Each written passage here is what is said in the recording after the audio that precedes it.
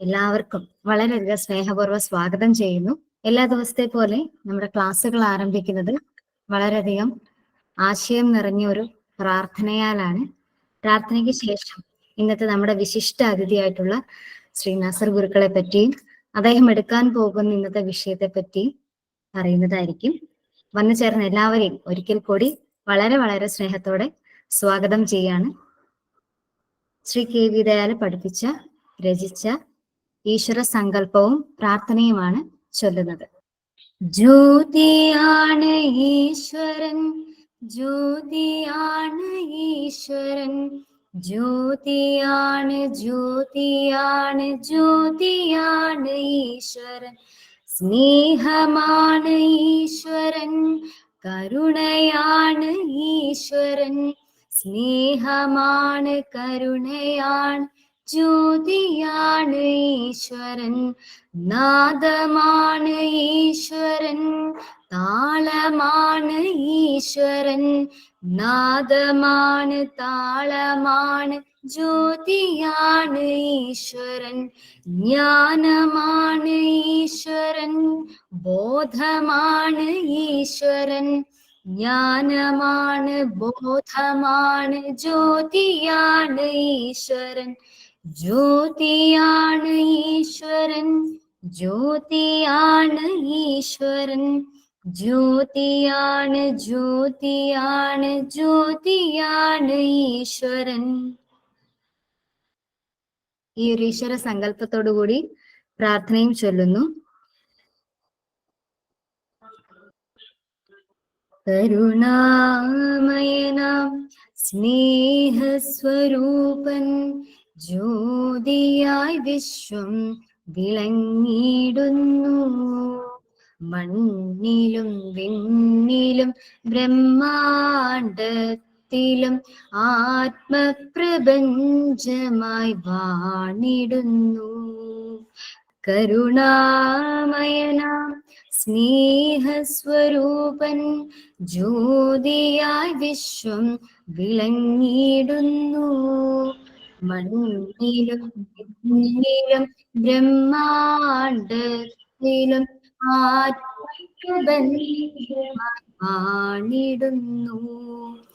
നാദവും താളവും നീളവുമായി എന്നെ നേരായ പാതയിൽ ആക്കീണമേ, ജ്ഞാനവും ബോധവും എന്നിൽ ഉണരുവാൻ ആനന്ദമൂർത്തി കനിയേണമേ, കാണാനും കേൾക്കാനും അറിയാനുമായി എന്നെ പാകപ്പെടുത്തണേ പരമ്പൊരുളേ, സത്യവും ധർമ്മവും നീതിയും പാലിക്കാൻ എന്നും എനിക്ക് കരുത്തേകണേ, സമ്പത്തും സമയം പങ്കുവച്ചിടുവാൻ എന്നും എനിക്ക് തുണയാകണേ, കർമ്മമൊക്കെയും നന്മങ്ങളാകുവാൻ നന്മ വിതയ്ക്കുവാൻ തോന്നണമേ, ഈ ധന്യഭൂമിയിൽ ഭൂജാതനായ എന്നെ കർമ്മങ്ങൾ തീർക്കുവാൻ കനിയേണമേ, ഭൂലോകമാകെ ഒരാഘോഷമാക്കുവാൻ പ്രതിനിധിയായി എന്നെ മാനിക്കണേ, കരുണാമയ സ്നേഹസ്വരൂപൻ, ജ്യോതിയായി വിശ്വം വിളങ്ങിടുന്നു, മണ്ണിലും വിണ്ണിലും ബ്രഹ്മാണ്ടത്തിലും ആത്മപ്രപഞ്ചമായി വാണിടുന്നു. സ്നേഹവും കരുണയുമാണ് പരിവർത്തനപ്പെട്ട് നാദവും താളവുമാവുക. ആ നാദവും താളവും ജീവിതത്തിൽ വരുമ്പോഴാണ് അത് പരിവർത്തനപ്പെട്ട് ബോധവുമാകുന്നത്. അപ്പൊ ജ്ഞാനവും ബോധവും നമ്മുടെ ഉള്ളിൽ ഉദിക്കാനായിട്ട് ആദ്യമായി നമ്മൾക്ക് വേണ്ടത് ആ സ്നേഹവും കരുണയുമാണ്. നമ്മുടെ ഉള്ളിലുള്ള ഈശ്വരനെ ഉണർത്തുക എന്നൊരു ആശയം കൈമാറിക്കൊണ്ട് ഇന്നത്തെ ക്ലാസ് ആരംഭിക്കട്ടെ. കളരി എന്ന് പറയുന്ന ഒരു അഭ്യാസ കലയെ മാത്രമേ സാധാരണഗതിയിൽ ജനങ്ങൾക്ക് അറിയത്തുള്ളൂ. അതിലുള്ളിലെ ശാസ്ത്രവും അറിവുകളും കലയെപ്പറ്റിയും അദ്ദേഹം ഇന്ന് സംസാരിക്കും. 40 വർഷത്തിലേറെയുള്ള അനുഭവ സമ്പത്താണ് ഇന്ന് നമ്മളിലേക്ക് എത്തിപ്പെടുക. ഉസ്താദിനെ സ്വാഗതം ചെയ്യാണ്. നമസ്കാരം. നമസ്കാരം. ഒരു പുതിയ സംരംഭത്തിലേക്കാണ് ഞാൻ വന്നത്. അതിനേക്ക് എന്നെ ക്ഷണിച്ചിരിക്കുന്നത് എൻ്റെ ശിഷ്യനും ശ്രീ ഗുരുദത്തും ശിഷ്യയായ അർച്ചനായുമാണ്. അതിൻ്റെ അടിസ്ഥാനത്തിലാണ് ഞാൻ നിങ്ങളോട് കളരിപ്പയറ്റും മർമ്മ തിരുമ എന്ന വിഷയത്തെ ആസ്പദമാക്കി ചില കാര്യങ്ങൾ നിങ്ങളോട് സംവദിക്കുവാനാണ് ഞാൻ ആഗ്രഹിക്കുന്നത്. ഇതിന് പല കാര്യങ്ങളും പറയേണ്ടി വരും. വളരെ വിശാലമായ ഒരു വിഷയമാണ്. ഒരു മണിക്കൂർ കൊണ്ടോ അല്ലെങ്കിൽ ഒരു ദിവസം കൊണ്ടോ മാസങ്ങൾ കൊണ്ടോ പറഞ്ഞു തീർക്കാൻ പറ്റാത്ത ധാരാളം കാര്യങ്ങൾ ഇതിലുണ്ട്. അപ്പൊ നമ്മൾ കളരി പയറ്റ്, മർമ്മ തിരുമ ചികിത്സ, ഈ എല്ലാ വിഷയങ്ങളെയും ഓരോന്നിനെ എടുത്തുകൊണ്ടാണ് സംസാരിക്കുവാൻ ആഗ്രഹിക്കുന്നത്. ആദ്യമായിട്ട് എന്നെ തന്നെ ഞാൻ പരിചയപ്പെടുത്തട്ടെ.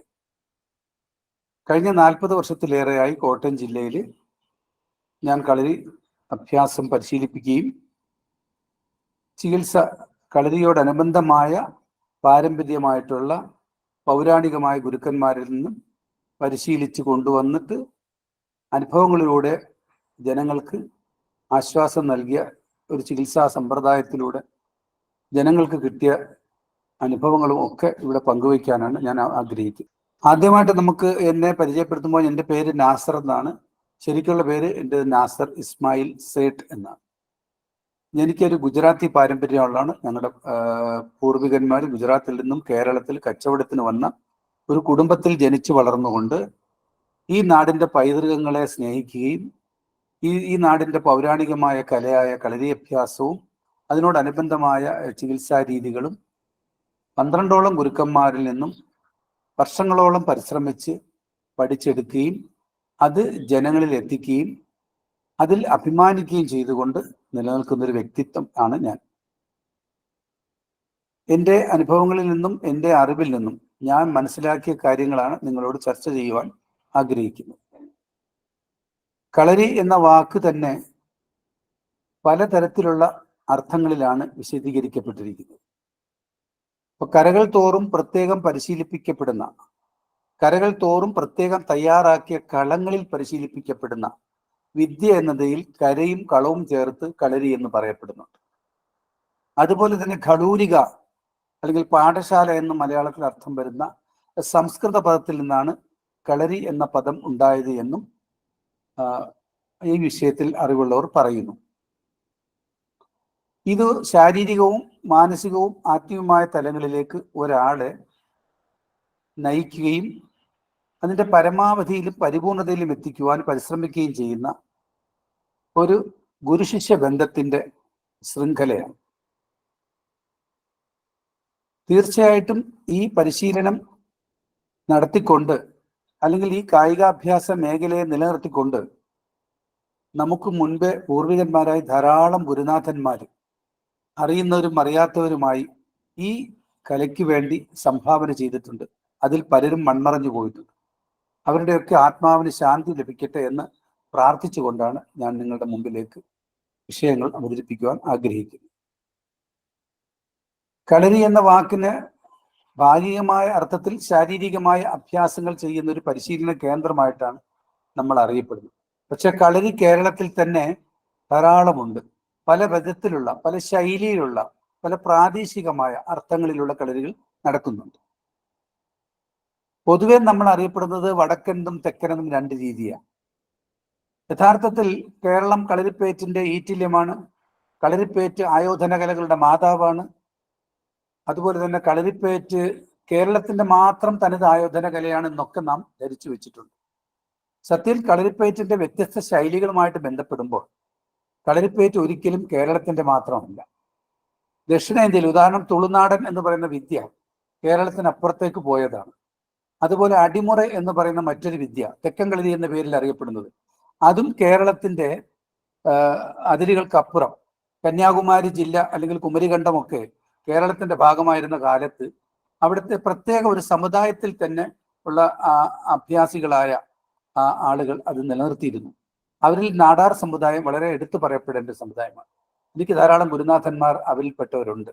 അത് കേരളത്തിലുമുണ്ട്, തമിഴ്നാട്ടിലുള്ള ഗുരുക്കന്മാരുണ്ട്. ഇവരിൽ നിന്നൊക്കെ ഇത് പരിശീലിക്കുവാനുള്ള അവസരം ഈശ്വരാനുഗ്രഹത്താൽ എനിക്ക് ലഭിച്ചിട്ടുണ്ട്.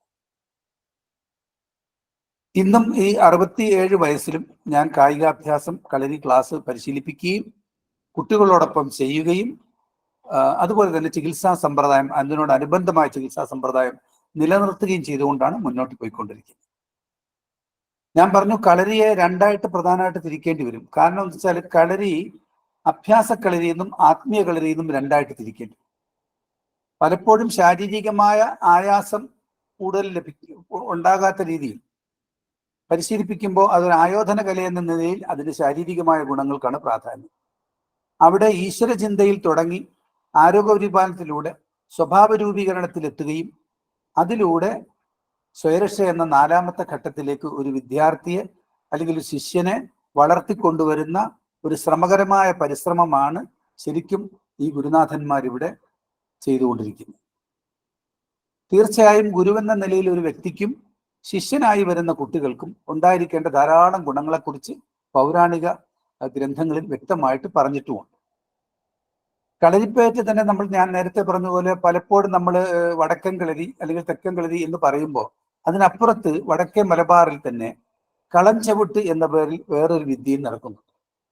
അത് തന്നക്കളത്തിൽ തുടങ്ങി, പിന്നെ അത് മുക്കളത്തിൽ വന്ന്, പിന്നെ അത് ചതുരത്തിലുള്ള കളത്തിൽ 4 കളത്തിൽ വന്ന്, അങ്ങനെ 64 കളങ്ങളോളം ചെയ്യുന്ന അവസ്ഥയിലേക്ക് പരിശീലിപ്പിക്കുന്ന ഗുരുനാഥന്മാരുടെ വൃദ്ധരായ ഗുരുനാഥന്മാർ ഇപ്പോഴും മലബാർ മേഖലയിലുണ്ട്. തൃശ്ശൂർ, പാലക്കാട്, കണ്ണൂർ, കോഴിക്കോട്, കാസർഗോഡ്, വയനാട് പോലെ ജില്ലകളിലൊക്കെ ഇത്തരം ഗുരുക്കന്മാരുടെ പിന്മുറക്കാർ ഇപ്പോഴും ഈ വിദ്യ പരിശീലിപ്പിക്കുന്നു. സ്വാഭാവികമായിട്ടും കളരിപ്പയറ്റിന്റെ വ്യത്യസ്ത ശൈലികളെ ഒന്നിച്ചു കൊണ്ടുവരാനുള്ള പരിശ്രമങ്ങൾ കേരളത്തിന്റെ നാനാഭാഗത്തും ഇപ്പോഴും നടന്നുകൊണ്ടിരിക്കുകയാണ്.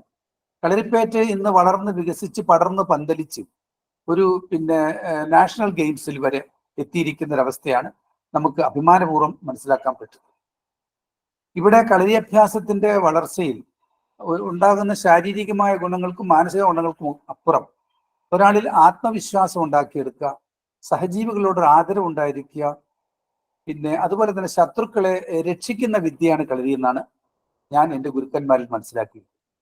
കളരി അഭ്യാസവും മറ്റ് ആയോധന കലകളും തമ്മിലുള്ള അടിസ്ഥാനപരമായ വ്യത്യാസം തന്നെ ഇവിടെ ക്ഷമയ്ക്ക് ഏറ്റവും കൂടുതൽ പ്രാധാന്യമുണ്ട് എന്നുള്ളതാണ്. ക്ഷമാബലം ശക്താനാം എന്ന് തുടങ്ങുന്ന ശ്ലോകം നിങ്ങളിൽ പലരും ചിലപ്പോൾ വായിച്ചിട്ടുണ്ടാവും, പഠിച്ചിട്ടുണ്ടാവും. അപ്പൊ ഇവിടെ attack is the best form of defence എന്ന മറ്റ് ആയോധനകളിൽ പറയുന്ന ഇങ്ങോട്ട് ആക്രമിക്കുന്നതിന് മുമ്പ് തന്നെ പ്രത്യാക്രമണം ചെയ്യുക എന്നുള്ളൊരു ശൈലി, അത് ശരിക്കും പറഞ്ഞാൽ ഒരു ഡിഫൻസിനേക്കാൾ ഒഫൻസിനാണ് പ്രാധാന്യം കൊടുക്കുന്നത്. അവരുടെ മത്സരവിധികളും കോമ്പറ്റീഷൻസും ഒക്കെ ആ രീതിയിലാണ് മുന്നോട്ട് പോകുന്നത്. എന്നാൽ കളരി അഭ്യാസത്തെ സംബന്ധിച്ചിടത്തോളം നേരെ മറിച്ചാണ് ചിന്തിക്കപ്പെട്ടിരിക്കുന്നത്. ഇവിടെ ക്ഷമയ്ക്കാണ് പ്രാധാന്യം കൊടുക്കുന്നത്. എത്രത്തോളം ക്ഷമയും ത്യാഗം ചെയ്യാനുള്ള സന്മനസ്സും അതുപോലെ തന്നെ അനുസരണാശീലവും അച്ചടക്കവും എല്ലാം ഒരു വിദ്യാർത്ഥിക്ക് ഉണ്ടാക്കി എടുത്തുകൊണ്ട് അവനെ അവന്റെ പ്രായത്തിനും അവന്റെ ശാരീരിക ക്ഷമതയ്ക്കും അടിസ്ഥാനത്തിൽ അവനെ പരിശീലിപ്പിച്ചു കൊണ്ടുവന്ന് അവനെ ഒരു വ്യക്തിയാക്കി തീർത്ത് അവനെ പരമാവന്നതമായ ഒരു ശാന്തിയിലേക്ക് എത്തിക്കുകയും അവൻ തീർച്ചയായിട്ടും സ്വയം നിലനിൽക്കുകയും അന്തസ്സോടെ ജീവിക്കുകയും ശത്രുക്കളെ രക്ഷിക്കുകയും ചെയ്യുന്ന ഒരു ഉത്തമ വ്യക്തിത്വമായി മാറുകയും ചെയ്യും എന്നുള്ളതാണ് ശരിയായ കളരി അഭ്യാസത്തിലൂടെ ഒരു വ്യക്തി ലഭിക്കുന്നത്. പിന്നെ ഈ കളരി അഭ്യാസത്തിന്റെ ഒരു പ്രത്യേകത, ഇത് പരിശീലിക്കുന്നവർക്ക് കിട്ടേണ്ട ചില മറ്റു ഗുണങ്ങളാണ്. ഉദാഹരണത്തിന് വിദ്യാർത്ഥികളായിട്ടുള്ള കുട്ടികൾ ഇതിൽ മത്സരിക്കുകയും പരിശീലനത്തിലൂടെ മത്സരിക്കുമ്പോൾ തീർച്ചയായിട്ടും അവർക്ക് കിട്ടുന്ന ഗ്രേസ് മാർക്ക് അവർക്ക് പല ഉപരിപഠനങ്ങൾക്കും അതുപോലെ തന്നെ അവർക്ക് മറ്റ് ജോലികൾക്കും ഒക്കെ സാധ്യതകൾ ഉണ്ടാക്കിക്കൊണ്ട് ഇന്ന് വളർന്നു വന്നിരിക്കുന്നു.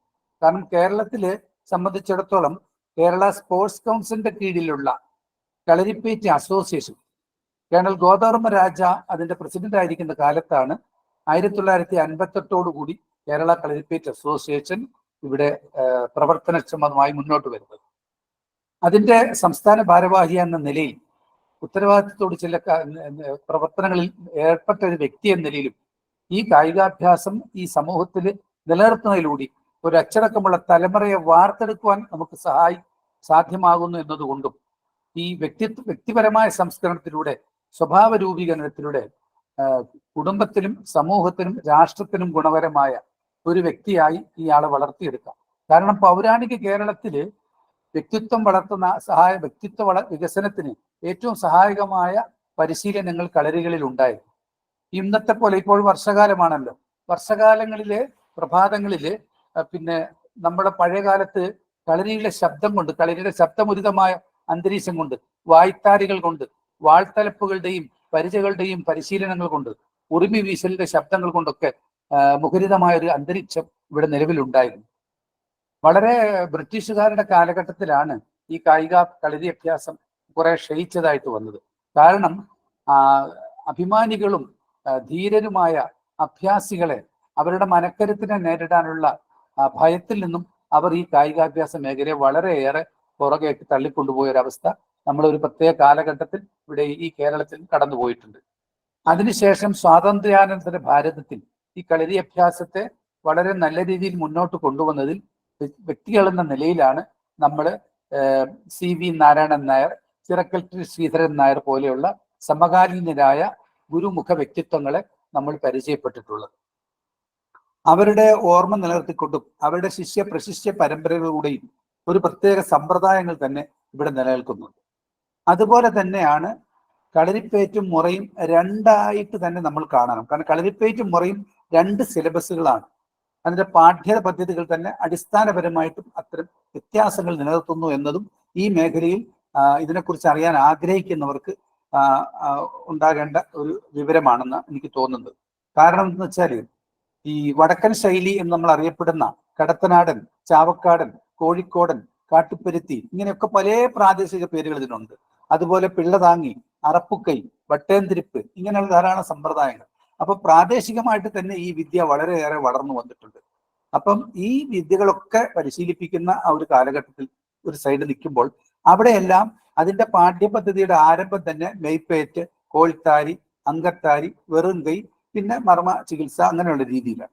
അതേസമയം തെക്കൻ സമ്പ്രദായത്തിന്റെ സിലബസ് അല്ലെങ്കിൽ പാഠ്യപദ്ധതി ആരംഭിക്കുന്നത് തന്നെ ചുവടുമുറ, അടിമുറ, ആയുധമുറ, പിന്നെ അതിനോടനുബന്ധമായ മർമ്മശാസ്ത്രം, മർമ്മ ചികിത്സ തുടങ്ങിയ എല്ലാ വിദ്യകൾക്കും പ്രാധാന്യം കൊടുത്തുകൊണ്ടാണ്. ഇവയ്ക്കെല്ലാം അടിസ്ഥാനപരമായ ഗ്രന്ഥങ്ങൾ നമുക്ക് ലഭ്യവുമാണ്. പക്ഷെ തമിഴ് എന്ന് പറയുന്ന ഒരു ഭാഷയുമായിട്ട് ബന്ധപ്പെട്ടും തമിഴ്നാടോട് അനുബന്ധപ്പെട്ടുമാണ് ഈ അടിമുറ എന്ന് പറയുന്ന വിദ്യ. എന്തുകൊണ്ടെന്ന് വെച്ചാൽ ഞാൻ പരിശീലിച്ചിരിക്കുന്നത് കളരിപ്പയറ്റല്ല, അതിന് ആയുധപ്പയറ്റിനാണ് പ്രാധാന്യം. ഞാൻ പരിശീലിച്ചിരിക്കുന്ന അടിമുറയാണ്. അപ്പൊ അടിമുറ എന്ന രീതിയിൽ ആ വിദ്യ പഠിക്കുകയും അതിന്റെ പ്രചാരണവുമായിട്ട് ബന്ധപ്പെട്ടാണ് 22 വയസ്സിൽ ഞാൻ കോട്ടയം ജില്ലയിലെ പടിഞ്ഞാറൻ മേഖലകളിൽ സഞ്ചരിച്ചുകൊണ്ട് കളരികൾ സ്ഥാപിച്ചുകൊണ്ടും മുന്നോട്ട് പോയത്. 1985 കേരള സംസ്ഥാന കായികാഭ്യാസ കളിസംഘം എന്ന കേരളത്തിലെ കളരി ഗുരുക്കന്മാരുടെ ആധികാരിക സംഘടനയിലെ ഒരു അംഗമാകുവാനും അതിനുശേഷം അതിന്റെ സംസ്ഥാന ജോയിന്റ് സെക്രട്ടറി വരെ ആകാനും ദൈവാനുഗ്രഹത്താൽ എനിക്ക് സാധിച്ചു. അതിനുശേഷം 1988 കേരള കളരിപ്പയറ്റ് അസോസിയേഷനിൽ എനിക്ക് അംഗത്വം കിട്ടുന്നത് 43/88 എന്നാണ്. അപ്പൊ അതിനുശേഷം ഞാൻ ഈ അടിമുറയുമായിട്ട് കോട്ടയം ജില്ലയിൽ നിലനിൽക്കുകയും ഇന്നലെ വരെയും മുന്നോട്ട് പോവുകയുമാണ് ചെയ്തിട്ടുള്ളത്. പിന്നെ കളരി സംബന്ധിച്ച് ഞാൻ പറഞ്ഞ കാര്യങ്ങൾ, കുറെ കാര്യങ്ങൾ ഇതിനകത്ത് പറയാനുണ്ട്. കാരണം നിങ്ങൾക്ക് ധാരാളം സംശയങ്ങൾ ഈ വിഷയത്തിൽ വരാം. അതുകൊണ്ട് പലപ്പോഴും നമ്മുടെ മനസ്സിലും അറിവിലും വരാത്തൊരു വിഷയമാണ് ഈ സമ്പ്രദായം. തെക്കൻ കളരി എന്ന പേരിൽ പലപ്പോഴും അതിനെ എഴുതിത്തള്ളിയ ഒരു വിദ്യ ശരിക്കും അതിന്റെ അടിസ്ഥാനപരമായ അറിവുകളിലേക്ക് പോയി കാണുമെങ്കിൽ അത് തമിഴ് ഭാഷയുമായിട്ട് ബന്ധപ്പെട്ടാണ് ധാരാളം കാര്യങ്ങളുള്ളത്. ഇപ്പോൾ വടക്കൻ സമ്പ്രദായത്തിലെ പാഠ്യപദ്ധതിയെ നമ്മൾ വായ്ത്താരി എന്ന് പറയുമ്പോൾ തെക്കൻ അടിമുറയിലെ ശാസ്ത്രത്തിൽ അതിനെ ചൊല്ലുമുറ എന്നാണ് പറയുന്നത്. അപ്പൊ ഇത് തന്നെ രണ്ടും രണ്ട് തരത്തിലുള്ളതാണ്.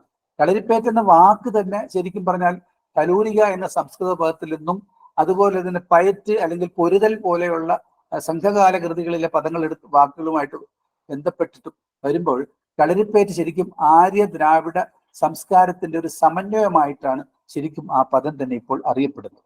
അതുകൊണ്ട് തന്നെ ഈ പറഞ്ഞ വിഭാഗീയതകൾക്കപ്പുറം ഇതൊരു വിദ്യ എന്ന നിലയിലും ഇത് ഒരു മനുഷ്യന്റെ സ്വയരക്ഷയെ നിലനിർത്താൻ സഹായകമായ അഭ്യാസങ്ങൾ എന്ന നിലയിലും ഒരു മനുഷ്യന്റെ പ്രതിരോധ ശേഷിയും ആരോഗ്യത്തെയും ആത്മസംസ്കരണത്തെയും ആത്മാഭിമാനത്തെയും ആത്മവിശ്വാസത്തെയും വളർത്തിക്കൊണ്ടുവരാൻ ഉപകരിക്കുന്ന ഒരു വിദ്യ എന്ന നിലയിലും ഇതിനെ നിലനിർത്തേണ്ടതും ഇതിനു വേണ്ട എല്ലാവിധ പ്രോത്സാഹനങ്ങൾ ചെയ്യേണ്ടതും ഈ നമ്മുടെ സമൂഹത്തിന്റെ ബാധ്യതയാണ് ഞാൻ മനസ്സിലാക്കേണ്ടിയിരിക്കുന്നത്. മറ്റൊരു കാര്യം എന്തെന്ന് വെച്ചാൽ ഇതിനോടനുബന്ധമായ ചികിത്സാ സമ്പ്രദായമാണ്. ഈ ചികിത്സാ സമ്പ്രദായം ആയുർവേദവുമായി ബന്ധപ്പെട്ട് തന്നെയാണ്. പക്ഷെ ആയുർവേദത്തിൽ നിന്നും വ്യത്യസ്തമായ ഒരു വൈദ്യശാസ്ത്രമാണ് സിദ്ധവൈദ്യം എന്ന് പറയുന്നത്. സിദ്ധവൈദ്യം എന്ന് പറയുന്നത് ദ മദർ ഓഫ് മെഡിസിൻ എന്നാണ് അറിയപ്പെടുന്നത്. അതിൽ 100 കണക്കിന് അല്ലെങ്കിൽ 100 അതിലേറെ കണക്കിനുള്ള തമിഴ് ഗ്രന്ഥങ്ങൾ ഈ വിഷയത്തിൽ പഠന വിഷയമായിട്ടുണ്ട്.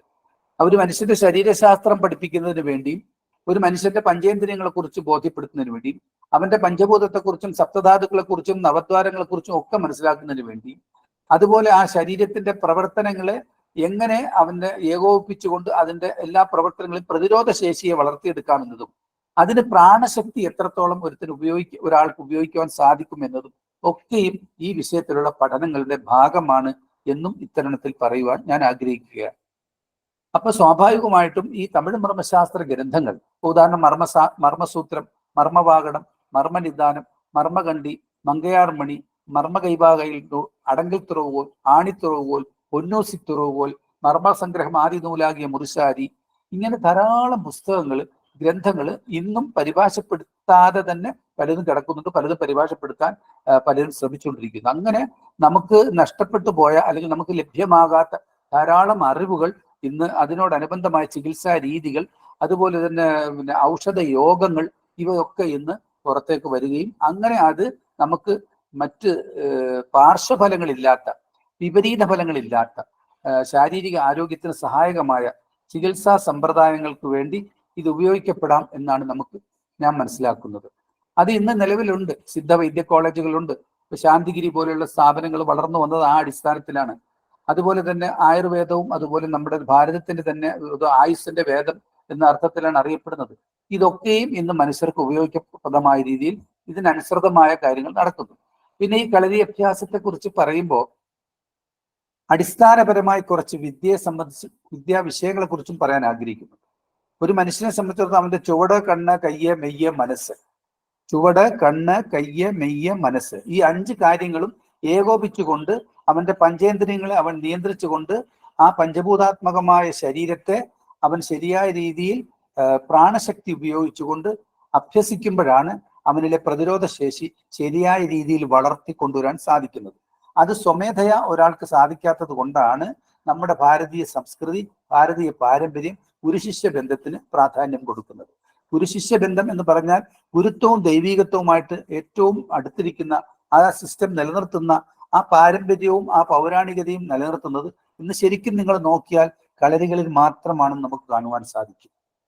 പിന്നെ കളരിയോടനുബന്ധമായിട്ടുള്ള ചികിത്സാ രീതികൾ അതും ഇന്ന് ജനങ്ങൾക്ക് ധാരാളം ഉപകാരപ്രദമാണ്. ഇന്നിപ്പോ ഭാരതത്തിൽ തന്നെ വിനോദ മേഖലയിൽ, അതായത് ടൂറിസ്റ്റ് മേഖലയിലും അതുപോലെ മറ്റ് കായിക മേഖലകളിലും ഒക്കെയും ഈ ചികിത്സാ രീതികളെ അനുവർത്തിക്കുന്ന രീതിയിൽ ഇത് വളർത്തിക്കൊണ്ടുവരുന്നുണ്ട്. അതുകൊണ്ട് സ്പാകൾ എന്ന പേരിലാണെങ്കിലും ഈ ആയുർവേദ ചികിത്സയും അതുപോലെ തന്നെ സിദ്ധ ചികിത്സ, ഇതുപോലെയുള്ള കാര്യങ്ങൾ, മസാജ് എന്ന് പറയും. മസാജ് എന്ന വാക്ക് ശരിക്കും ഉഴിച്ചിൽ അല്ലെങ്കിൽ തിരുമ് എന്ന വാക്കുകൊണ്ട് തീർന്നു പോകുന്ന ഒരു അർത്ഥമല്ല ശരിക്കും ഉള്ളത്. ഇംഗ്ലീഷിൽ മസാജ് എന്നാ പറഞ്ഞത്. ശരിക്കും മസാജ് എന്ന് പറയുന്നത് അതിന്റെ പൗരാണിക പദം എന്ന് പറയുന്നത് തടവുമുറയാണ്. ഈ തടവുമുറ ശാസ്ത്രം എന്ന് പറയുന്നത് തമിഴിൽ ഒരു ഗ്രന്ഥം തന്നെയുണ്ട്. അപ്പൊ അതിലെങ്ങനെയൊക്കെ ഒരാൾ തടവാനുള്ള ആളുടെ യോഗ്യത എന്തൊക്കെയാണ്, അയാൾ ശരിക്കും ആരെങ്കിലും ഒരാൾ കുഴമ്പെടുത്തിട്ട് ഇപ്പൊ ഒരു 6 മാസം ഒരാൾ പോയി പഠിച്ചിട്ട് വന്നാൽ, അല്ലെങ്കിൽ 1 വർഷം പഠിച്ചു വന്നാൽ അയാൾ ഉഴിച്ചിലുകാരനായി മാറുകയാണ്.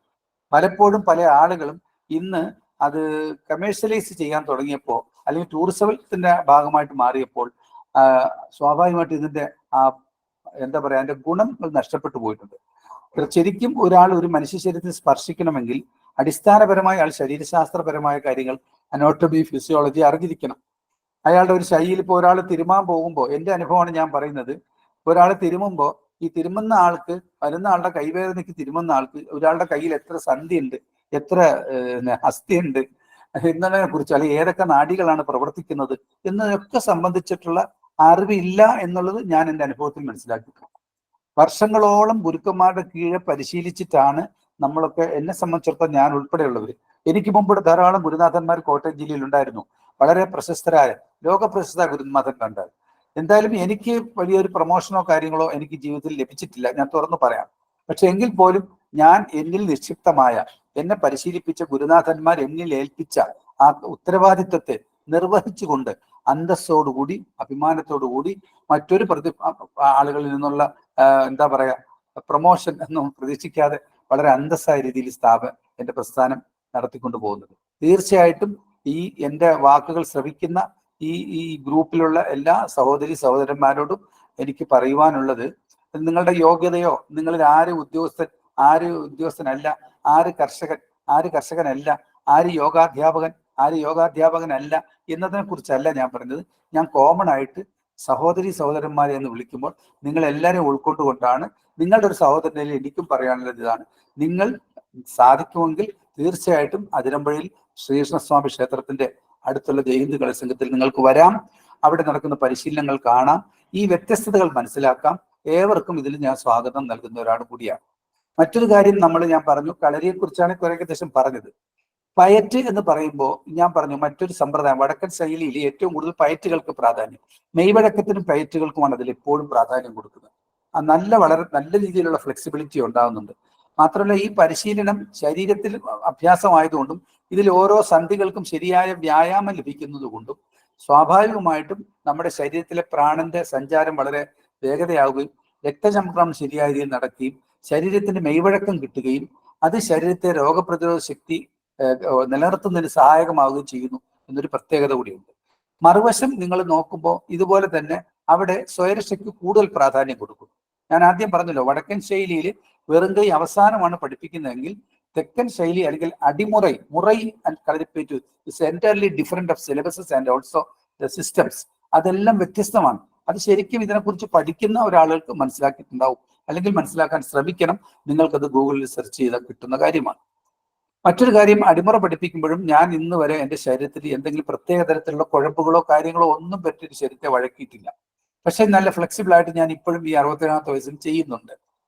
ഇന്ന് നമുക്കറിയാം, നമ്മുടെ വീട്ടിലെ കുഞ്ഞുങ്ങള് അവരുടെ കളരി വന്നാൽ ഒരു സിറ്റപ്പ് അല്ലെങ്കിൽ ഒന്ന് ഇരുന്ന് എഴുന്നേൽപ്പിക്കാൻ ശ്രമിക്കുമ്പോൾ ആ കുട്ടികൾ പൂർണ്ണമായിട്ട് ഇരിക്കാൻ പറ്റാത്തൊരു അവസ്ഥയാണ് കാണുന്നത്. എന്തുകൊണ്ടെന്ന് വെച്ചാൽ അവർ ഏറ്റവും കൂടുതൽ ഇപ്പോൾ ഉപയോഗിക്കുന്ന യൂറോപ്യൻ ക്ലോസറ്റുകളാണ്. അപ്പം ഇവിടെ നമ്മുടെ നാടിന് അല്ലെങ്കിൽ നമ്മുടെ സംസ്കാരത്തില് ഇതൊക്കെ സന്ദർഭോചിതമായി പറയുമ്പോൾ ഇതൊക്കെ ആവശ്യകതയാണ്. നമ്മളെല്ലാം എളുപ്പമാണ് ആഗ്രഹിക്കുന്നത്. അതുകൊണ്ട് നമ്മൾ പല കാര്യങ്ങളും എളുപ്പത്തിനുള്ള മാർഗങ്ങൾ നോക്കുമ്പോൾ നമുക്ക് ഭാവിയിൽ അതുകൊണ്ടുണ്ടാകാവുന്ന ദോഷങ്ങൾ എന്താണ്, അത് ശാരീരികമായിട്ട് എന്തൊക്കെയാണെന്ന് മനസ്സിലാക്കുന്നില്ല എന്നതാണ്. അപ്പൊ പല കുട്ടികളും ശരിയായ സിറ്റപ്പ് ചെയ്യാൻ പറ്റുന്നില്ല. അത് എന്തുകൊണ്ടാണെന്ന് അവരോട് ചോദിക്കുമ്പോൾ അവർ പറയും, ചെറുതിലെ അവർ യൂറോപ്യൻ ക്ലാസ്സിൽ ഇരുന്നിട്ടില്ല, അവർ ജീവിതത്തിൽ നല്ലപോലെ ഇരുന്നിട്ടില്ല, നല്ലപോലെ നടന്നിട്ടില്ല, കുട്ടികളെ നന്നായിട്ട് ഓടിച്ചിട്ടില്ല. നമ്മൾ ചെയ്യുന്നത് എന്താണ്? സത്യത്തിൽ നമ്മുടെ കുഞ്ഞുങ്ങളെ ഒരു പാക്ക് ചെയ്ത്, അതായത് പ്ലേ സ്കൂൾ മുതൽ നമ്മൾ ഷൂസും സോക്സും ഒക്കെ കാലിൽ കയറ്റി ഫുള്ളാക്കി മണ്ണിൽ ചവിട്ടാതെ തറയിലൂടെ നടക്കാതെ അവരെ കൊണ്ടുവന്ന് ഒരു വണ്ടിക്കകത്തോട്ട് കയറ്റി പാക്ക് ചെയ്ത് വിടുകയും തിരിച്ച് പാക്കിങ് ഇറക്കുകയും ചെയ്യുന്ന ഒരവസ്ഥയാണ്. ഇത് തീർച്ചയായിട്ടും വരുന്ന തലമുറയെ അവരുടെ ശാരീരികവും മാനസികവും ആത്മീയവുമായ എല്ലാ കാര്യങ്ങളെയും, കാരണം വെച്ചാൽ അവർ വെറും പുസ്തകപ്പുഴുക്കളായി നമ്മൾ വളർത്തുകയാണ്. വിദ്യാഭ്യാസത്തിന് എതിരായിട്ടല്ല പറയുന്നത്, വിദ്യ ആയാസമില്ലാതെ അഭ്യസിക്കുന്നതാണ് വിദ്യാഭ്യാസം. എന്നാൽ ഇന്ന് ഓരോ കുട്ടികളും സ്കൂളിൽ പോകുമ്പം അവരുടെ ചുമലിൽ നോക്കിയാൽ അവർ ഈ ഹിമാലയത്തിൽ പോയിട്ട് മല കയറാൻ പോകണമെന്ന് നമുക്ക് തോന്നും. അത്രത്തോളം ക്ലേശമാണ് പല കുഞ്ഞുങ്ങളും. എൻ്റെ മക്കൾ ഉൾപ്പെടെ ഞാൻ അനുഭവത്തിൽ പറയാൻ, അവരുടെ 2 ഷോൾഡറും ഭയങ്കരമായിട്ട് പെയിനായിട്ട് പലപ്പോഴും അവർ പറയേണ്ട, കഴുത്തി തിരിക്കാനുള്ള ബുദ്ധിമുട്ട്, ഇങ്ങനെയുള്ള വിഷമങ്ങളൊക്കെ അവർക്ക് ഉണ്ടാകാറുണ്ട്. അപ്പോൾ ഞാൻ പറഞ്ഞു വന്നത്, നമ്മുടെ വിദ്യാഭ്യാസ സമ്പ്രദായത്തിനെ പ്രകൃതിയുമായിട്ട് ഇണക്കിക്കൊണ്ട് മാറ്റേണ്ട ഒരു കാലഘട്ടം അതിക്രമിച്ചിരിക്കുന്നു എന്നുള്ളതാണ്. ഓരോ നാടിൻ്റെയും സിസ്റ്റത്തെയാണ് നമ്മൾ പാലിക്കേണ്ടത്. ഒരു കാലത്ത് നമ്മൾ ഇപ്പം ഇവിടെ ഉദാഹരണത്തിന് നമ്മൾ ഞാൻ ഇരിക്കുന്ന ഈ കസേര ഉൾപ്പെടെ ടേബിള്, പണ്ടുള്ള ആളുകൾ താഴെ ഇരുന്നാണ് ഭക്ഷണം കഴിച്ചുകൊണ്ടിരുന്നത്. ചമ്പരം പിടിഞ്ഞിരിക്കുന്നു പറയും, ചന്ദനപ്പൊടി കെട്ടിയിരിക്കുന്നൊക്കെ പറയും ഞങ്ങളുടെ നാട്ടിൽ. അങ്ങനെ ഇരുന്ന് ഭക്ഷണം കഴിക്കുമ്പോഴുള്ള പ്രത്യേകത ചില അമിതമായിട്ട് ഒരാൾ ഭക്ഷണം കഴിക്കൂല എന്നാണ് പണ്ടുള്ളവർ ഞാൻ മനസ്സിലാക്കിയിട്ടുള്ളത്. അങ്ങനെ നമുക്ക് ആവശ്യത്തിനെ കഴിക്കുകയുള്ളൂ. അപ്പൊ അതേസമയം നമ്മൾ ഇന്ന് പല സാധനങ്ങളും നമ്മുടെ നാട്ടിൽ പുതിയതായിട്ട് വന്നു, ഇതിൽ ആവശ്യമുള്ള കാര്യങ്ങളും ഉണ്ട്, അതിൽ അല്ലാത്തതും ഉണ്ട്. ഉദാഹരണത്തിന് ഈ പിന്നെ ഇംഗ്ലീഷ് ഇംഗ്ലീഷ് മരുന്ന് കടയിൽ നിന്ന് എഴുതി വെച്ചിട്ടുണ്ട് പണ്ടൊക്കെ. മെഡിക്കൽ ഷോപ്പ് പണ്ട് ഇംഗ്ലീഷ് മരുന്ന് കടയിൽ നിന്ന് എഴുതി വെക്കുന്നത്. അപ്പൊ അതുപോലെ തന്നെ വിദേശ മദ്യവും വിദേശ മരുന്നും അതുപോലെ ചെയറും കസേരയും ഒക്കെ ഉണ്ടായപ്പം നമുക്ക് നടുവേദനയായി. അതുപോലെ തന്നെ ഇപ്പോഴത്തെ പുതിയ സംവിധാനങ്ങൾ, വിദ്യാഭ്യാസ സമ്പ്രദായങ്ങളിൽ ഒരേ ഇരിപ്പ് 12 മണിക്കൂർ 18 മണിക്കൂർ കുട്ടികൾ ഇരുന്നാൽ അവര് ചെറുപ്പത്തിൽ തന്നെ അവരുടെ ശരീരത്തിന് പെടലിക്ക് വേദന, നടുവിന് വേദന, ഇതൊക്കെ ഞാൻ ചികിത്സിക്കുന്ന ആളാണ്. ഒരിക്കലും ആശ്വാസം എന്ന് പറയുന്നത് ചികിത്സിക്കുന്ന ആളുടെ മാത്രം കഴിവല്ല. 2 കാര്യങ്ങൾ ചേരുമ്പോഴാണ്. കാരണം ഒരു ചികിത്സകൻ എന്ന് പറഞ്ഞാൽ തന്നെ ശരിക്കും അവിടെ വൈദ്യൻ വേണം, പിന്നെ പരിചാരകൻ വേണം, ഔഷധം വേണം, രോഗി വരണം. ഇങ്ങനെ ഓരോ കാര്യങ്ങൾ ചേരുമ്പോഴാണ് അതിന്റെ പൂർണ്ണത സംഭവിക്കുന്നത്. അല്ലാതെ ഒരാൾക്ക് എന്തെങ്കിലും അറിവുണ്ട് എന്നതുകൊണ്ട് അയാൾ അവിടെ ഇരുന്ന് പോകത്തേ ഉള്ളൂ. അപ്പൊ ഇങ്ങോട്ട് വരാൻ അപ്പൊ ശിഷ്യന്മാരില്ലെങ്കിൽ പിന്നെ ഗുരുവില്ലല്ലോ. അതേ സമയത്ത് ഇതേപോലെ തന്നെ നമ്മൾ എല്ലാ കാര്യങ്ങളും, ഇന്നത്തെ കാലഘട്ടം വളരെയേറെ വ്യത്യസ്തമാണ്. അതുകൊണ്ട് തന്നെ ഇത്തരം കാര്യങ്ങൾ അവർക്ക് ആർക്കും നമ്മൾ പറഞ്ഞാൽ, ഇന്നത്തെ പുതിയ തലമുറ, എനിക്കും നിങ്ങൾക്കും അറിയാം നമ്മുടെയൊക്കെ മക്കൾ എത്രത്തോളം നമ്മളെ അനുസരിക്കുന്നുണ്ട്, എത്രത്തോളം അവരെ നമ്മളെ ഫോളോ ചെയ്യുന്നുണ്ടെന്ന്. അപ്പൊ ഇങ്ങനെയുള്ള ഒരു അവസ്ഥയിലാണ് ഇന്നിപ്പോ ഞാൻ അനുഭവത്തിൽ മനസ്സിലാക്കുന്നത്. ധാരാളം കുഞ്ഞുങ്ങളെ കളരിക്കൂട്ടി ചേർക്കുന്നുണ്ട്. അതിൽ കാരണം ഈ കളരിയിലുള്ള മണ്ണിൽ ചവിട്ടി നിൽക്കാൻ ഒരു അവസരം അവർക്ക് ആഴ്ചയിൽ 3 ദിവസം 1 മണിക്കൂറോ 1.5 മണിക്കൂറോ ലഭിക്കും. നമ്മുടെ ശരീരത്തിന്റെ ഘടന അനുസരിച്ച് നമ്മൾ പ്രകൃതിയുമായിട്ട് ഇണങ്ങി ജീവിക്കുന്ന ഒരു രീതിയിലാണ് നമ്മളെ സൃഷ്ടിച്ചിട്ടുള്ളത്. കോടാനുകോടി ജീവജാലങ്ങൾ ഈ ലോകത്തുള്ളപ്പോൾ മനുഷ്യനും അതിലൊന്നു തന്നെയാണ്. അപ്പൊ സ്വാഭാവികമായിട്ടും വ്യത്യസ്തമായ നമ്മുടെ ഒരു കഴിവുകളെ, അല്ലെ തിരിച്ചറിവ് എന്നൊരു ക്വാളിറ്റിയുടെ പേരിൽ നമ്മൾ നമ്മുടെ അറിവുകൾ വളർത്തിക്കൊണ്ട് വരുമ്പോഴും നമുക്ക് ശാരീരികമായ കായികക്ഷമത നിലനിർത്തുവാൻ ഇത്തരം വിദ്യകൾ പരിശീലിപ്പിക്കാൻ കുട്ടികളെ പ്രോത്സാഹിപ്പിക്കണം എന്നാണ് എനിക്ക് പറയുവാനുള്ളത്. പിന്നെ എന്താണ് ഇവിടെ സംഭവിച്ചത്? കളരിപ്പയറ്റ് തുടങ്ങിയെടുത്ത് തന്നെ പലപ്പോഴും നിൽക്കുന്ന ഒരവസ്ഥയാണ്. അതിന്റെ കാരണം മറ്റ് ആയോധനകൾ ഇവിടെ നിന്ന് കൊണ്ടുപോയ വിദ്യ. ഇപ്പൊ ഇവിടെ ബോധിധർമ്മൻ എന്ന് പറയുന്ന ഒരു ബുദ്ധഭിക്ഷു കാഞ്ചീപുരത്തിൽ നിന്നും, ഇപ്പൊ പല്ലവ രാജവംശത്തിലെ രാജകുമാരനായിരുന്നു എന്നാണ് ഞാൻ വായിച്ച് മനസ്സിലാക്കുന്നത്. അദ്ദേഹത്തിനൊക്കെ ഇവിടുന്ന് മറ്റൊരു നാടുകളിൽ പോയിട്ട് ഈ വിദ്യയെ പുരോഗമിപ്പിക്കുകയും നല്ല രീതിയിൽ പരിശീലിപ്പിക്കുകയും ഒക്കെ ചെയ്ത് അതിനെ പ്രത്യേക ഫോമിലാക്കി ഇവിടെ കൊണ്ടുവരുമ്പോൾ നമ്മൾ എന്ത് ചെയ്യുന്നു? നമ്മൾ ഈ സാധനത്തിന് വില കൊടുത്ത് ഇങ്ങോട്ട് മേടിക്കുക. മറിച്ച് നമ്മുടെ കയ്യിലുള്ള സാധനങ്ങളെ കയറ്റുമതി ചെയ്തുകൊണ്ട് നമ്മൾ അതിന്റെ മൂല്യങ്ങൾ നേടിക്കൊണ്ട് നമ്മുടെ രാജ്യത്തെ സാമ്പത്തികമായ വളർച്ചയിലേക്ക് കൊണ്ടുവരുന്നതിന് പകരം എല്ലാം ഇറക്കുമതി ചെയ്യുകയാണ്. അപ്പൊ അതുകൊണ്ട് ഏതൊരു മൊട്ടുസൂചി എടുത്ത് നോക്കിയാലും അതിൽ ചൈന ബ്രൈഡായിരിക്കും. ഇത്രത്തോളം നമ്മുടെ രാജ്യത്തിന്റെ സംസ്കൃതികളെ നമ്മൾ സൂക്ഷിക്കുന്നതിൽ വളരെയേറെ പിന്നോക്കമാണ്. കാരണം വെച്ചാൽ എൻ്റെ മോൻ കരാട്ടെ പഠിക്കുന്നു എന്ന് പറയുന്നത് സ്റ്റാറ്റസ് ആയിട്ട് കാണുമ്പോൾ എൻ്റെ മോൻ കളരി പഠിക്കുന്നു എന്ന് പറയുന്നത് ഒരു അഭിമാനക്കുറവായിട്ടാണ് ഇന്നത്തെ രക്ഷകർത്താക്കൾ നല്ലൊരു ശതമാനം കാണുന്നത്. അപ്പൊ അതിൽ നിന്ന് വ്യത്യസ്തം ഉണ്ടാകണം. അതുകൊണ്ട് കളരിയഭ്യാസം തീർച്ചയായിട്ടും ഒരു കായികാഭ്യാസം മാത്രമല്ല, അത് ഞാൻ പറഞ്ഞല്ലോ, ഫിസിക്കലി, മെന്റലി ആൻഡ് സ്പിരിച്വലി, ആത്മീയ കളരിയെ കുറിച്ച് ഞാൻ പിന്നീട് പറയാം. അപ്പൊ ഇതാണ് ഇതിന്റെ അവസ്ഥ. മറ്റൊരു കാര്യം, ഇതിനകത്ത് കുറച്ച് കാര്യങ്ങളാണ് ഞാൻ പറയാൻ സാധിക്കുന്നുള്ളൂ. എല്ലാം പൂർണ്ണമായിട്ട് പറയുവാൻ തീർച്ചയായിട്ടും ഈ സമയം ഒരിക്കലും നമുക്ക് ഉണ്ടാകത്തില്ല.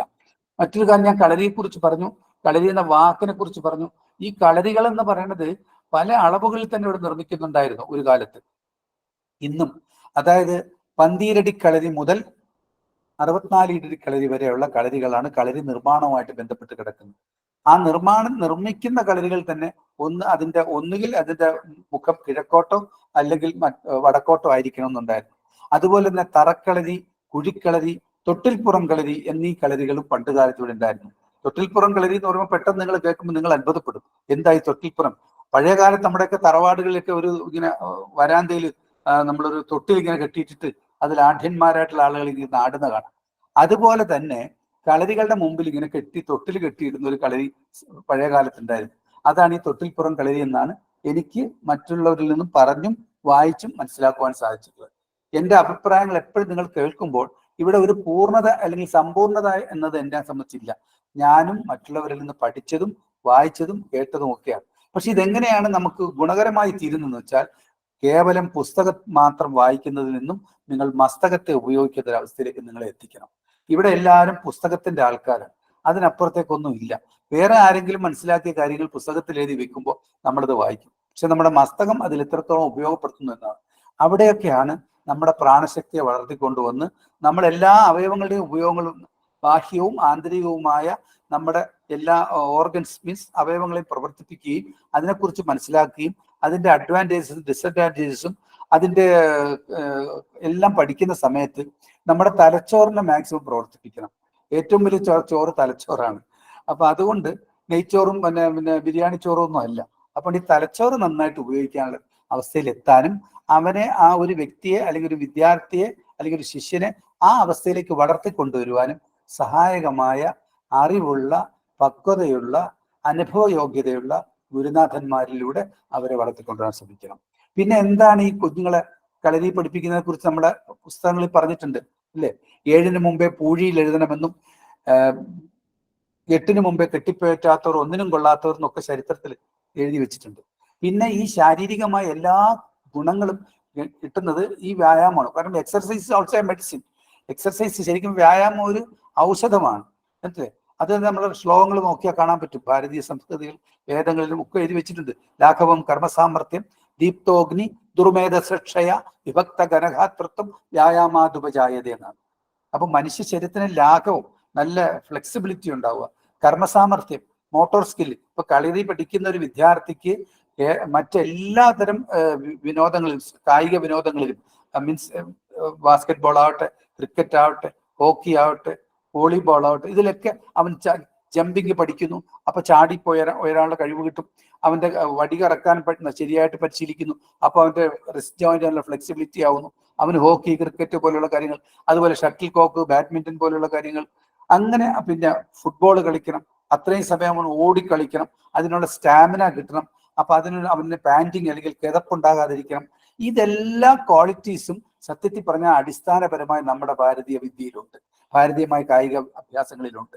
അതിനെ ശരിയായ രീതിയിൽ നമ്മൾ ഉപയോഗിക്കുകയാണെങ്കിൽ തീർച്ചയായിട്ടും നമുക്ക് ഭാവിയിൽ നമ്മുടെ രാഷ്ട്രത്തിന് ഗുണകരമായ ജേതാക്കളായ ആളുകളെ ലോകത്തിന് മുമ്പിൽ സംഭാവന ചെയ്യാൻ പറ്റും. ഇതാണ് ഈ കായികാഭ്യാസത്തിന്റെ അടിസ്ഥാനപരമായ അറിവുകളിലൂടെ നിങ്ങൾ മനസ്സിലാക്കേണ്ടത്.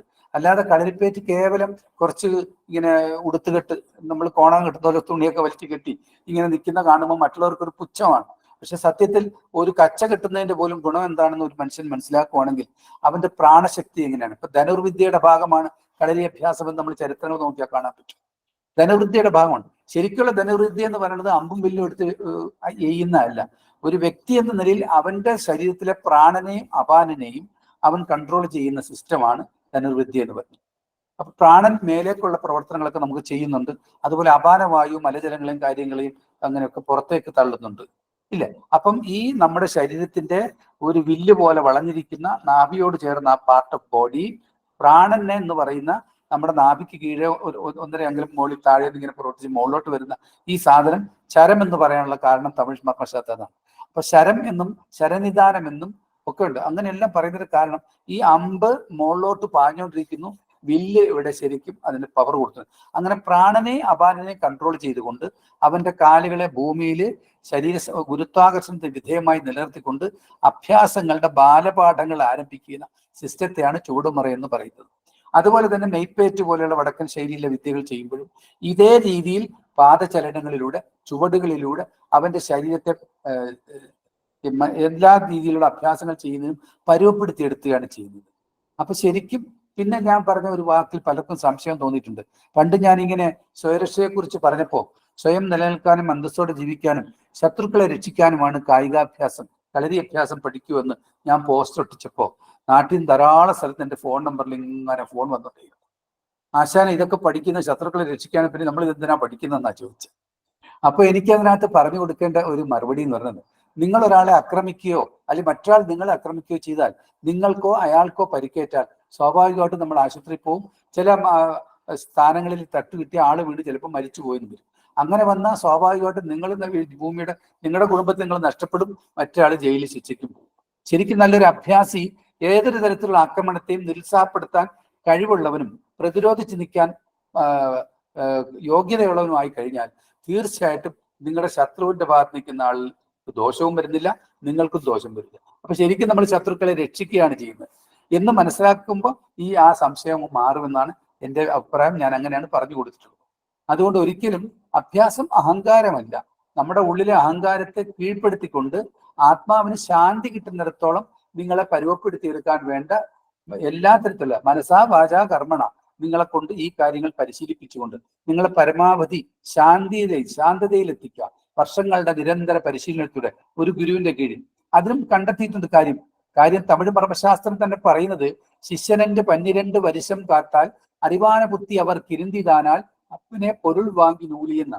ഒരു കുട്ടി അവന്റെ ബാല്യം, കൗമാരം, യൗവനം ഈ 3 ഘട്ടങ്ങളും ഒരു ഗുരുവിന്റെ കീഴിൽ പരിശീലിക്കണമെന്നുള്ളതാണ്. അപ്പൊ ഈ 3 ഘട്ടങ്ങളിലാണ് അവന്റെ വ്യത്യാസം വരുന്നത്. നിങ്ങൾക്കറിയാലോ, ടീനേജ് എന്ന് പറയുന്ന പൊട്ടിത്തെറിച്ച് നിൽക്കുന്ന ഒരു പ്രായം കുട്ടികൾക്കുണ്ട്, ഇല്ലേ? 13, 14 അങ്ങനെ തുടങ്ങി 19 വരെ. അവിടെയൊക്കെ അവരൊക്കെ അഭിപ്രായ വ്യത്യാസങ്ങളാണ്. ഇന്നത്തെ തലമുറയെ കുറിച്ച് ഇനി ഒട്ടും പറയേണ്ട ആവശ്യമില്ല. നിങ്ങൾക്കറിയാം നിങ്ങളുടെയൊക്കെ മക്കളുടെ തന്നെ അവസ്ഥ എന്താണ്. നിങ്ങൾ സ്വയം വിലയിരുത്തിയാൽ തന്നെ മതിയാവും. ആരാണ് ഇങ്ങോട്ട് വിളിച്ചാൽ വരുന്നത്, അങ്ങോട്ട് മറുപടി ഒക്കെ ഇങ്ങനെ നീണ്ടു കിടക്കുക. ഇതിൽ നിന്നെല്ലാം വ്യത്യസ്തമായ ഒരു സമ്പ്രദായം, സംവിധാനവും ഇവിടെ മുൻകാലങ്ങളിൽ ഉണ്ടായിരുന്നു. ഇപ്പൊ ഇതൊക്കെ നഷ്ടപ്പെട്ടു. കാരണം എല്ലാവരും ഇപ്പൊ ചോദിക്കുന്നത്, മക്കൾക്കൊക്കെ വേണ്ടത് അഡ്വൈസ് അല്ല, പുതിയ തലമുറ, ന്യൂ ജനൻ ആൻഡ് ഫ്രീക്കൻ എന്ന് പറഞ്ഞ ഈ 2 വിഭാഗവും ഇന്ന് ആകപ്പാടെ ആഗ്രഹിക്കുന്നത് അവർക്ക് അവരുടെ ഇഷ്ടത്തിന് ജീവിക്കണം, അവർക്ക് സ്വാതന്ത്ര്യം വേണം, ഇവിടെ ആണും പെണ്ണും വ്യത്യാസം വേണ്ട, എല്ലാവരും കൂടിച്ചേർന്ന് ഇങ്ങനെ ഇടപഴകി ഇങ്ങനെ ജീവിക്കണം എന്നുള്ള ഒരു അവസ്ഥയിലേക്ക് ഇവിടുത്തെ സംസ്കാരം പോയിരിക്കുന്നു. അവിടെ സംഭവിച്ചത് എന്താണെന്ന് വെച്ചാൽ നമ്മുടെ നാടിന്റെ പൈതൃകങ്ങളെ, ധാർമ്മികമായ മൂല്യങ്ങളെ നമ്മൾ നഷ്ടപ്പെടുത്തുന്നു എന്നുള്ളതാണ് എന്നെ പോലുള്ളവരുടെ അഭിപ്രായം. അഭിപ്രായ വ്യത്യാസമുള്ളവരുണ്ടാകാം, അവരോട് എനിക്ക് വിയോജിപ്പില്ല, അത് അവരുടെ തന്നെ ആയിരിക്കട്ടെ. പക്ഷെ എന്റെ വ്യക്തിപരമായ അഭിപ്രായം, ഇവിടെ വേർതിരിവുണ്ട്. നിങ്ങളുടെ മുമ്പിൽ ഒരു സ്ത്രീ നിൽക്കുന്നു, അത് നിങ്ങളുടെ അമ്മയാണ്. മറ്റൊരു സ്ത്രീ നിൽക്കുന്നു, അത് നിങ്ങളുടെ ഭാര്യയാണ്.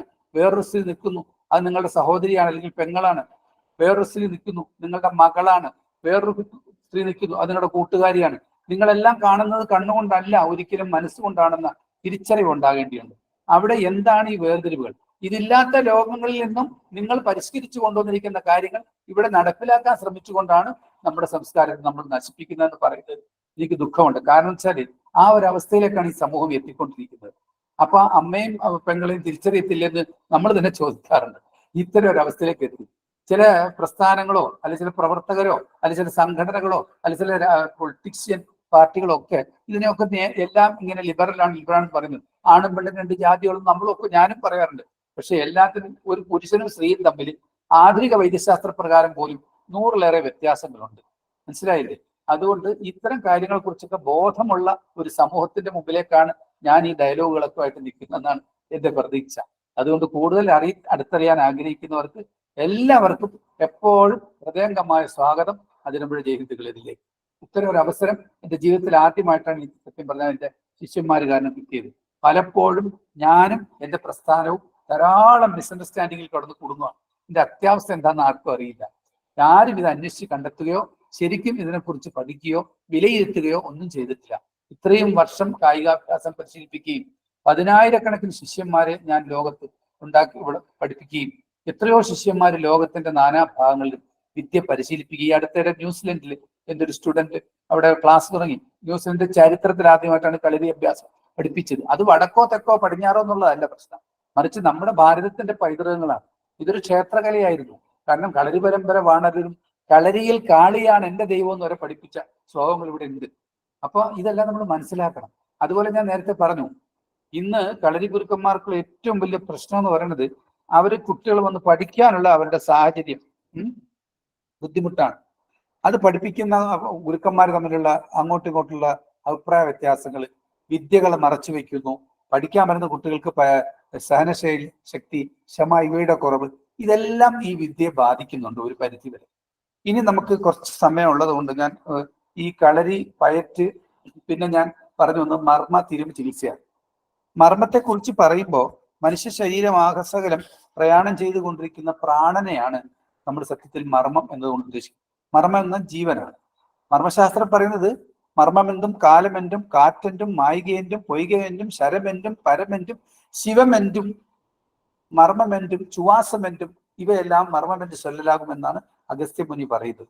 അപ്പൊ അവിടെ മർമ്മത്തിന്റെ പല പര്യായ പദങ്ങളാണ് ഞാനിവിടെ പറഞ്ഞത്. അപ്പൊ പ്രയാണം ചെയ്യുന്നത് എന്നാണ് പ്രാണൻ എന്നത് കൊണ്ട് തന്നെ നമ്മുടെ ശരീരമാസകലം പ്രയാണം ചെയ്തുകൊണ്ടിരിക്കുന്ന പ്രാണനെയാണ് ശരിക്കും മർമ്മം എന്ന് പറയുന്നത്.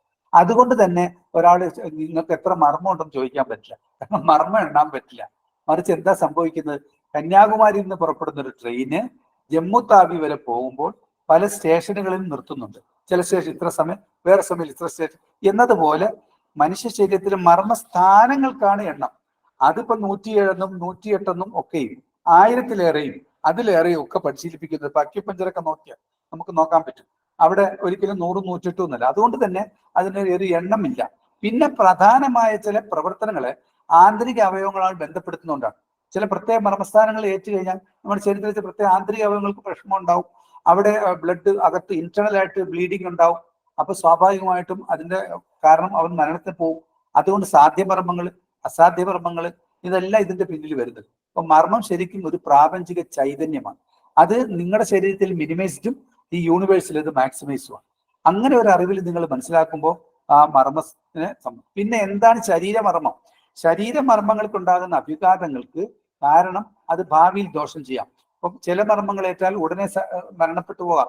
ചില മർമ്മങ്ങളേറ്റാൽ പിന്നെ ശാരീരികമായ അവയവങ്ങൾക്ക് എന്തെങ്കിലും വൈകല്യങ്ങൾ സംഭവിക്കാം. ചില മർമ്മങ്ങളേറ്റാൽ വർഷങ്ങൾക്ക് ശേഷം അയാൾക്ക് മാനസിക വിഭ്രാന്തി, അതിൽ ഭ്രാന്ത് വരെ പിടിക്കാം.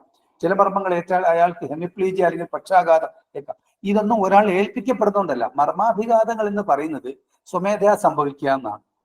ഒരാളെ സംബന്ധിച്ചിടത്തോളം മർമാഭിഘാതം ഏൽക്കുമ്പോൾ ചിലർ അൺകോൺഷ്യസ് അല്ലെങ്കിൽ അബോധാവസ്ഥയിൽ വരാറുണ്ട്. എന്നാൽ ഒരു മർമ്മവും ഏൽക്കാത്ത ആളും അബോധാവസ്ഥയിൽ വന്ന അവസ്ഥയുണ്ട്. അവിടെ പറ്റുന്നത് ആ ഏത് ഭൂതനാഡി എന്ന് പറയും. അവിടെ ഭയം കൊണ്ടുണ്ടാകുന്നതാണ്. നിങ്ങൾക്കറിയാമല്ലോ, പാമ്പ് കടിച്ചെന്ന് പറഞ്ഞ് മരിച്ചു പോകുന്നവരുടെ ചരിത്രം നിൽക്കുക. അപ്പൊ അവിടെ എല്ലാം മനഃശാസ്ത്രമാണ് അതിനകത്ത് നിലനിൽക്കുന്നത്. അപ്പൊ ഈ മർമ്മ ചികിത്സ എന്ന് പറയുന്നത് പ്രത്യേകിച്ചും അടിമുറ സമ്പ്രദായത്തിൽ അല്ലെങ്കിൽ തെക്കൻ കളികളിൽ ഞങ്ങൾ ചെയ്യുന്ന ചികിത്സയിൽ മർമ്മ തിരുമു ചികിത്സ എന്നാണ്. അപ്പൊ ഏതേത് മർമ്മസ്ഥാനങ്ങളുമായിട്ട് അനുബന്ധമായിട്ടാണ് അയാൾക്കുണ്ടാകുന്ന വിഷമം, അത് സന്ധികളിലാണെങ്കിൽ എങ്ങനെ, നാഡികളുമായിട്ട് ബന്ധപ്പെട്ടാണ്. കാരണം വെച്ചാൽ മർമ്മം എന്നാൽ എന്ത് എന്ന ചോദ്യത്തിന് അഗസ്ത്യമുനി പറഞ്ഞ മറുപടി ഇത്രയാണ്: സകല ഞരമ്പിൻ പൊയ്കകളും ചുഴികളും പിരിந்த ഇടങ്ങൾക്ക് കുച്ചങ്ങൾ താനും മർമ്മമെന്ന് പേരതാച്ചുന്ന. സകല ഞരമ്പിൻ കുച്ചങ്ങൾ താനും പൊയ്കകളും ചുഴികളും പിരിந்த ഇടങ്ങൾക്ക് വർമ്മമെന്ന് പേരതാച്ചു. അപ്പൊ നമ്മുടെ ശരീരത്തിന്റെ നെർവ് എൻഡിങ്സിൽ, നാഡീഞരമ്പുകൾ പിരിഞ്ഞു പോകുന്ന സ്ഥലങ്ങളിൽ, സന്ധികളിൽ മാംസപേശികളിൽ, അങ്ങനെ എല്ലാം നമ്മുടെ ശരീരത്തിന്റെ സ്നായുക്കളിൽ എല്ലാം ഈ വരുന്ന ഓരോ പാർട്ട് ഓഫ് ബോഡിയിലും ഈ പറഞ്ഞ ഇടത്താവളങ്ങളുണ്ട് ഈ പ്രാണൻ സഞ്ചരിച്ചുകൊണ്ടിരിക്കുമ്പോൾ. കാരണം ഒരു മനുഷ്യൻ ഒരു ദിവസം 60 നാഴികയിൽ 24 മണിക്കൂറിൽ 21,600 ശ്വാസമാണ് വിടുന്നത്. ഇതിന്റെ സഞ്ചാരത്തിനിടയിൽ ഇതിന്റെ താവളങ്ങളിൽ ഇത് മാറിക്കൊണ്ടിരിക്കും. അപ്പൊ ഇതിനെ പഠിക്കാനായിട്ട് വേറെ കുറെ വിശദമായ പഠനങ്ങൾ വേണം. ഒരു ശരിക്കും മർമ്മ ചികിത്സകനെ സംബന്ധിച്ചിടത്തോളം അയാള് അമൃതകല എന്ത്, വിശകല എന്ത്, ജീവന്റെ സഞ്ചാരം എന്ത്, ഇന്നത്തെ ദിവസം ഇതെവിടെയാണ്, കറുത്തവാവ് മുതൽ വെളുത്തവാവ് വരെ 15 ദിവസം ഇവന്റെ ശരീരത്തിൽ എങ്ങനെയാണ് ഇത് പ്രവർത്തിക്കുന്നത്, തിരിച്ച് വെളുത്തവാവ് മുതൽ കറുത്തവാവ് വരെ അല്ലെങ്കിൽ കൃഷ്ണപക്ഷം വരെ എങ്ങനെ എത്തുന്നു, ഇങ്ങനെയുള്ള ധാരാളം പഠനങ്ങൾ ഇതിന് അനിവാര്യമാണ്. ഇത്തരം അറിവുകൾ ശരിയായ രീതിയിൽ ഗുരുമുഖത്തിൽ നിന്നും അതിന്റെ ഗ്രന്ഥങ്ങളിൽ നിന്ന് പഠിക്കണം. കാരണം മർമ്മത്തെക്കുറിച്ച് പഠിക്കുമ്പോൾ ഒന്നാമത് അറിയേണ്ടത് മർമ്മം എന്നാൽ എന്ത്, മർമ്മസ്ഥാനങ്ങൾ എന്നതുകൊണ്ട് ഉദ്ദേശിക്കുന്നത് എന്താണ് ഞാനിപ്പോ പറഞ്ഞു. പിന്നെ മർമ്മ ശാസ്ത്രം, ഇതിന്റെ തിയറി എന്താണ്, ധാരാളം ഗ്രന്ഥങ്ങളുണ്ട്. 100 കണക്കിന് ഗ്രന്ഥങ്ങൾ തമിഴ് മർമ്മശാസ്ത്രത്തിലുണ്ട്. അപ്പൊ അതിൽ നിന്നൊക്കെ ഇതിനെക്കുറിച്ച് വിശദമായിട്ട് പഠിക്കാൻ സാധിക്കുക. മറ്റൊരു കാര്യം, മർമ്മപ്രയോഗം. സ്വയരക്ഷാർത്ഥം ആരെങ്കിലും ജീവരക്ഷാർത്ഥം നമ്മൾ എന്തെങ്കിലും പ്രയോഗം ചെയ്ത് പോകേണ്ടി വന്നാൽ എതിരാളിക്ക് ദോഷം വരാത്ത രീതിയിൽ നമുക്ക് ചെയ്യാൻ പറ്റും. അങ്ങനെ കൊണ്ട് തന്നെ മർമ്മങ്ങൾ 2ആയിട്ട് തിരിച്ചിട്ടുണ്ട്: ഏകമർമ്മങ്ങൾ, ദ്വന്ദ്മർമ്മങ്ങൾ, തൊടുവർമ്മങ്ങൾ, പടുവർമ്മങ്ങൾ, ഉള്ളുവർമ്മങ്ങൾ, തട്ടുവർമ്മങ്ങൾ. അങ്ങനെ അതെല്ലാം ഓരോന്നുമായിട്ട് ബന്ധപ്പെട്ട് ശ്ലോകങ്ങളുണ്ട്. ഇത്തരം ആവശ്യങ്ങൾ വരുമ്പോൾ നമുക്ക് ആ എതിരാളിയെ ബലഹീനനാക്കിക്കൊണ്ട് നമുക്ക് എത്രയും വേഗം ഓടി രക്ഷപ്പെടാനോ ഇത് മാറാനോ പറ്റും. കാരണം ഈ ഓടി രക്ഷപ്പെടാന്ന് പറയുമ്പോൾ ആരും ഭയപ്പെടരുത്. പണ്ടിന്റെ ആശാനെപ്പുറം പറയാറുണ്ട്: നാസറെ, ഓടിയവൻ ജയിച്ചു, ഓടാത്തവൻ തോറ്റു, നിന്ന് തല്ലുകൊള്ളാൻ മിച്ചമുള്ളൂ.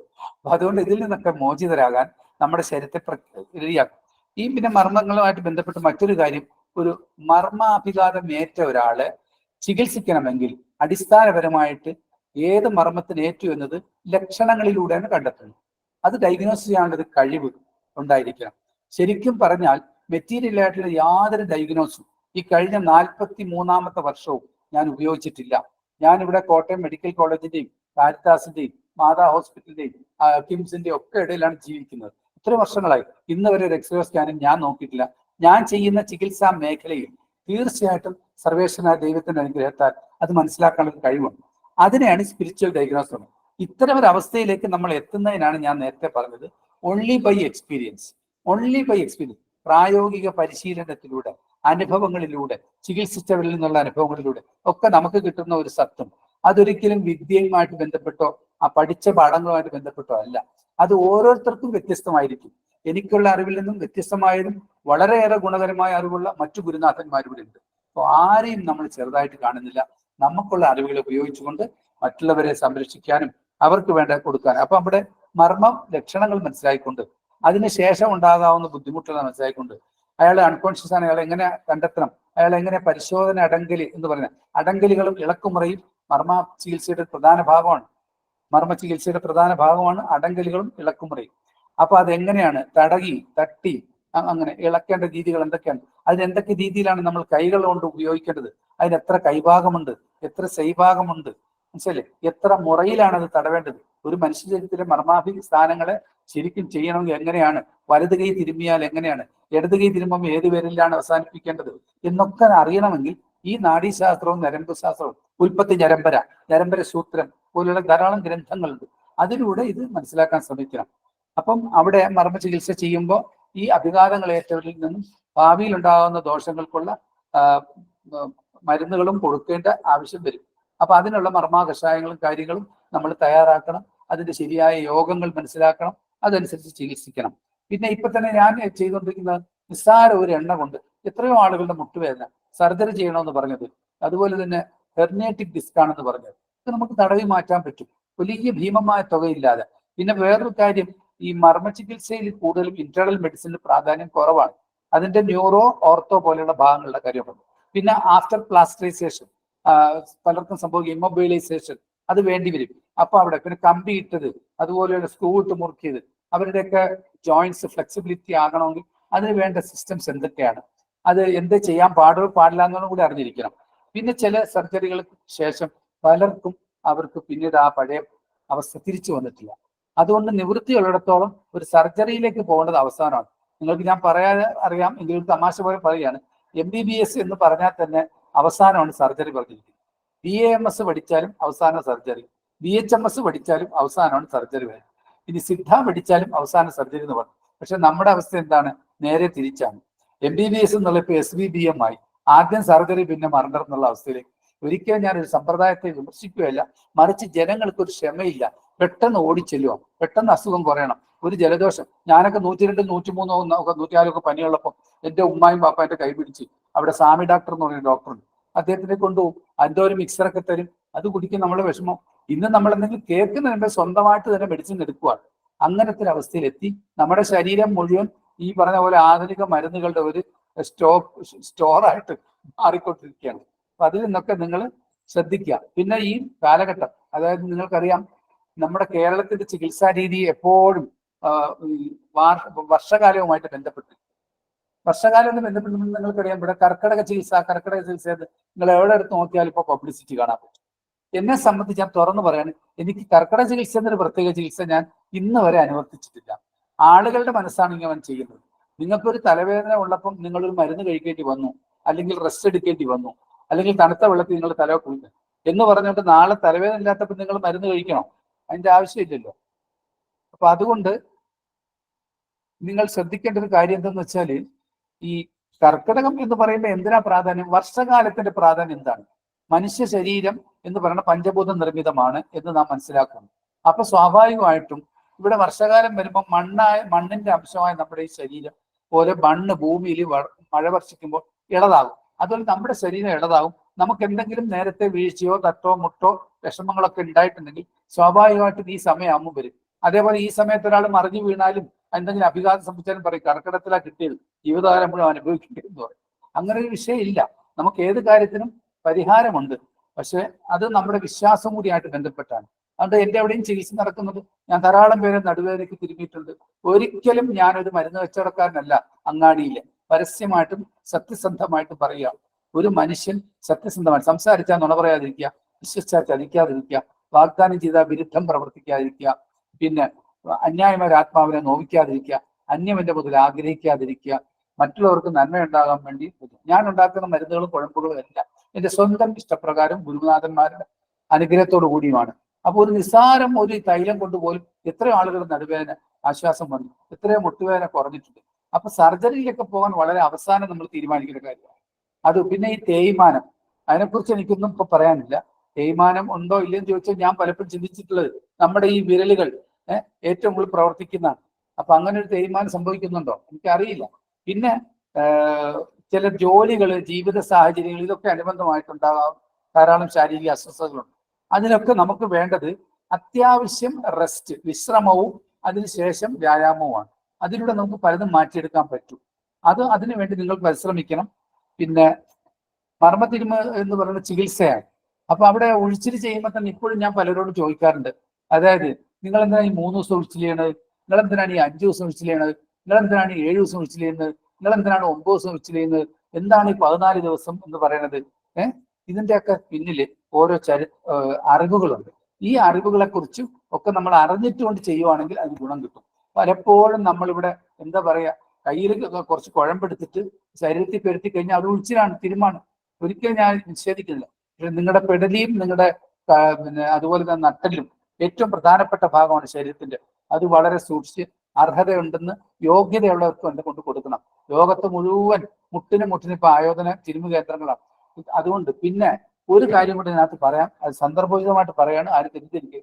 ചികിത്സ ചെയ്യുമ്പോഴും കായികാഭ്യാസം പഠിപ്പിക്കുമ്പോഴും അതിനകത്തൊന്നും ജാതിക്കും മതത്തിനും ഒന്നും ഒരു പ്രസക്തിയില്ല. കാരണം നിങ്ങളിലും എന്നിലും എല്ലാം, ഉറുമ്പിലും ഈ ലോകത്ത് സർവ്വചരാചരങ്ങളിലും 7 വിധം ഐറ്റങ്ങളിലും, മനുഷ്യരിലെ ദേവന്മാർ, മലക്കുകൾ, മാലാഖമാർ, ജിന്നുകൾ എന്നൊക്കെ പറയുന്ന മറ്റൊരു വിഭാഗം, വളർത്തു മൃഗങ്ങളും വന്യമൃഗങ്ങളും പെടുന്ന വിഭാഗങ്ങളെല്ലാം ഈ ഭൂമിയുടെ മുകളിലുള്ളത്. ഇഴജന്തുക്കൾ എന്ന് പറയുന്ന എന്ത് സാധനമുണ്ട് അതെല്ലാം അതിൽ പെടും. അതുപോലെ സസ്യലതാദികൾ, പക്ഷി പറവാദികൾ.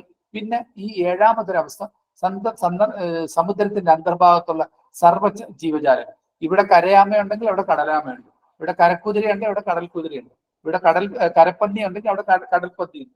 അങ്ങനെ നിങ്ങൾ എന്തെടുത്ത് നോക്കിയാലും. അതുപോലെ ഇതിനേക്കാളും വലിയ മലയും വനവും എല്ലാം സമുദ്രത്തിലുണ്ട്, കാരണം 4-3 ഭാഗം ജലമാണ്. അപ്പൊ ഇങ്ങനെയൊക്കെ മനസ്സിലാക്കിക്കൊണ്ട് ഇതെല്ലാം നിറഞ്ഞു നിൽക്കുന്ന ഒരു ചൈതന്യം, അത് സത്യത്തിൽ മർമ്മമാണ്, ഏറ്റവും വലിയ രഹസ്യമാണത്. ഇത് മനസ്സിലാക്കുന്നവനാണ് ഗുരുനാടി ശാസ്ത്രം പഠിച്ചതെന്നാ പറയുന്നത്. അപ്പൊ ഗുരുവന്റെ നാടിനിലയിൽ ചേർന്നവർക്കെല്ലാം ഗുരുമുറ പോൽ കൈമുറയും കൂർന്ത് വീശും എന്നാണ് അഗസ്ത്യമുനി പറഞ്ഞത്.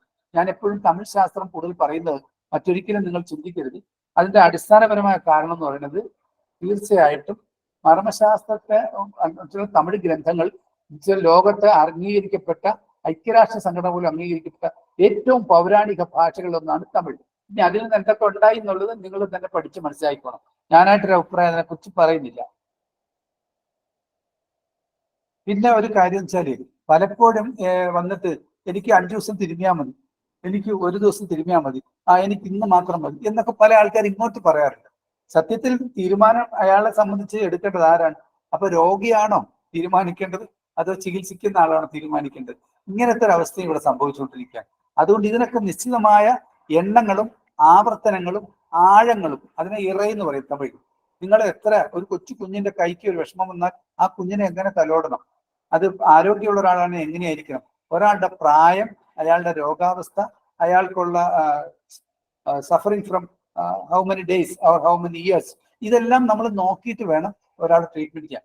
ഇതെല്ലാം ഒരു ഗുരുനാഥന്റെ യുക്തിയുടെ ഭാഗമാണ്. അയാളുടെ അനുഭവങ്ങളിലൂടെ അയാൾക്ക് കിട്ടേണ്ടതാണ്. അല്ലാതെ വരുന്ന ആൾ പറയാം എനിക്ക് 1 ദിവസം കുറിച്ച് ചെയ്താൽ മതി, എനിക്ക് ഇന്ന് കൈ മാത്രം ചെയ്താൽ മതി, എന്റെ പെടലിക്ക് ഈ സൈഡിലെ കംപ്ലൈന്റ് ഉള്ളൂ എന്ന് പറയുമ്പോൾ അയാൾ ശരീരശാസ്ത്രം വരുന്ന ആൾ അറിയണമെന്നില്ല. ശരീരശാസ്ത്രപരമായിട്ട് തലച്ചോറിന്റെ ഒരു ഭാഗം ശരീരത്തിന്റെ മറ്റൊരു ഭാഗത്തെയാണ് നാഡീശാസ്ത്ര പ്രകാരം നിയന്ത്രിക്കുന്നത്. Right side the brain is control the left side of the body in the neuro system and left side is control the right side. അപ്പൊ അതുകൊണ്ടാണ് ചില വലതുവശത്തുന്ന ശിരസിന്റെ ക്ഷതങ്ങൾ കാരണം ഇത്ര വർഷം കഴിയുമ്പോൾ അയാളുടെ ഇടതുവശത്താണ് ഹെമിപ്ലീജിയ അല്ലെങ്കിൽ പാരലൈസ് വരുന്നത്. അപ്പൊ അതിനോട് ശരിയായ ചികിത്സ ആ സന്ദർഭത്തിൽ അദ്ദേഹം ചെയ്യാത്തതുകൊണ്ടും അദ്ദേഹത്തിന് വേണ്ട മരുന്നുകളും ചെയ്യാത്തതുണ്ട്. അപ്പൊ മർമ്മങ്ങളും പ്രതിമർമ്മങ്ങൾക്കും ഉള്ള ചികിത്സ പഠിക്കണം. അതുപോലെ തന്നെ മർമ്മങ്ങളോടൊപ്പം തന്നെ പിന്നെ വേറെ ചെറിയ അതിന്റെ ഭാഗികമായ കുറച്ച് കാര്യങ്ങൾ വേറെ പഠിക്കാനുണ്ട്.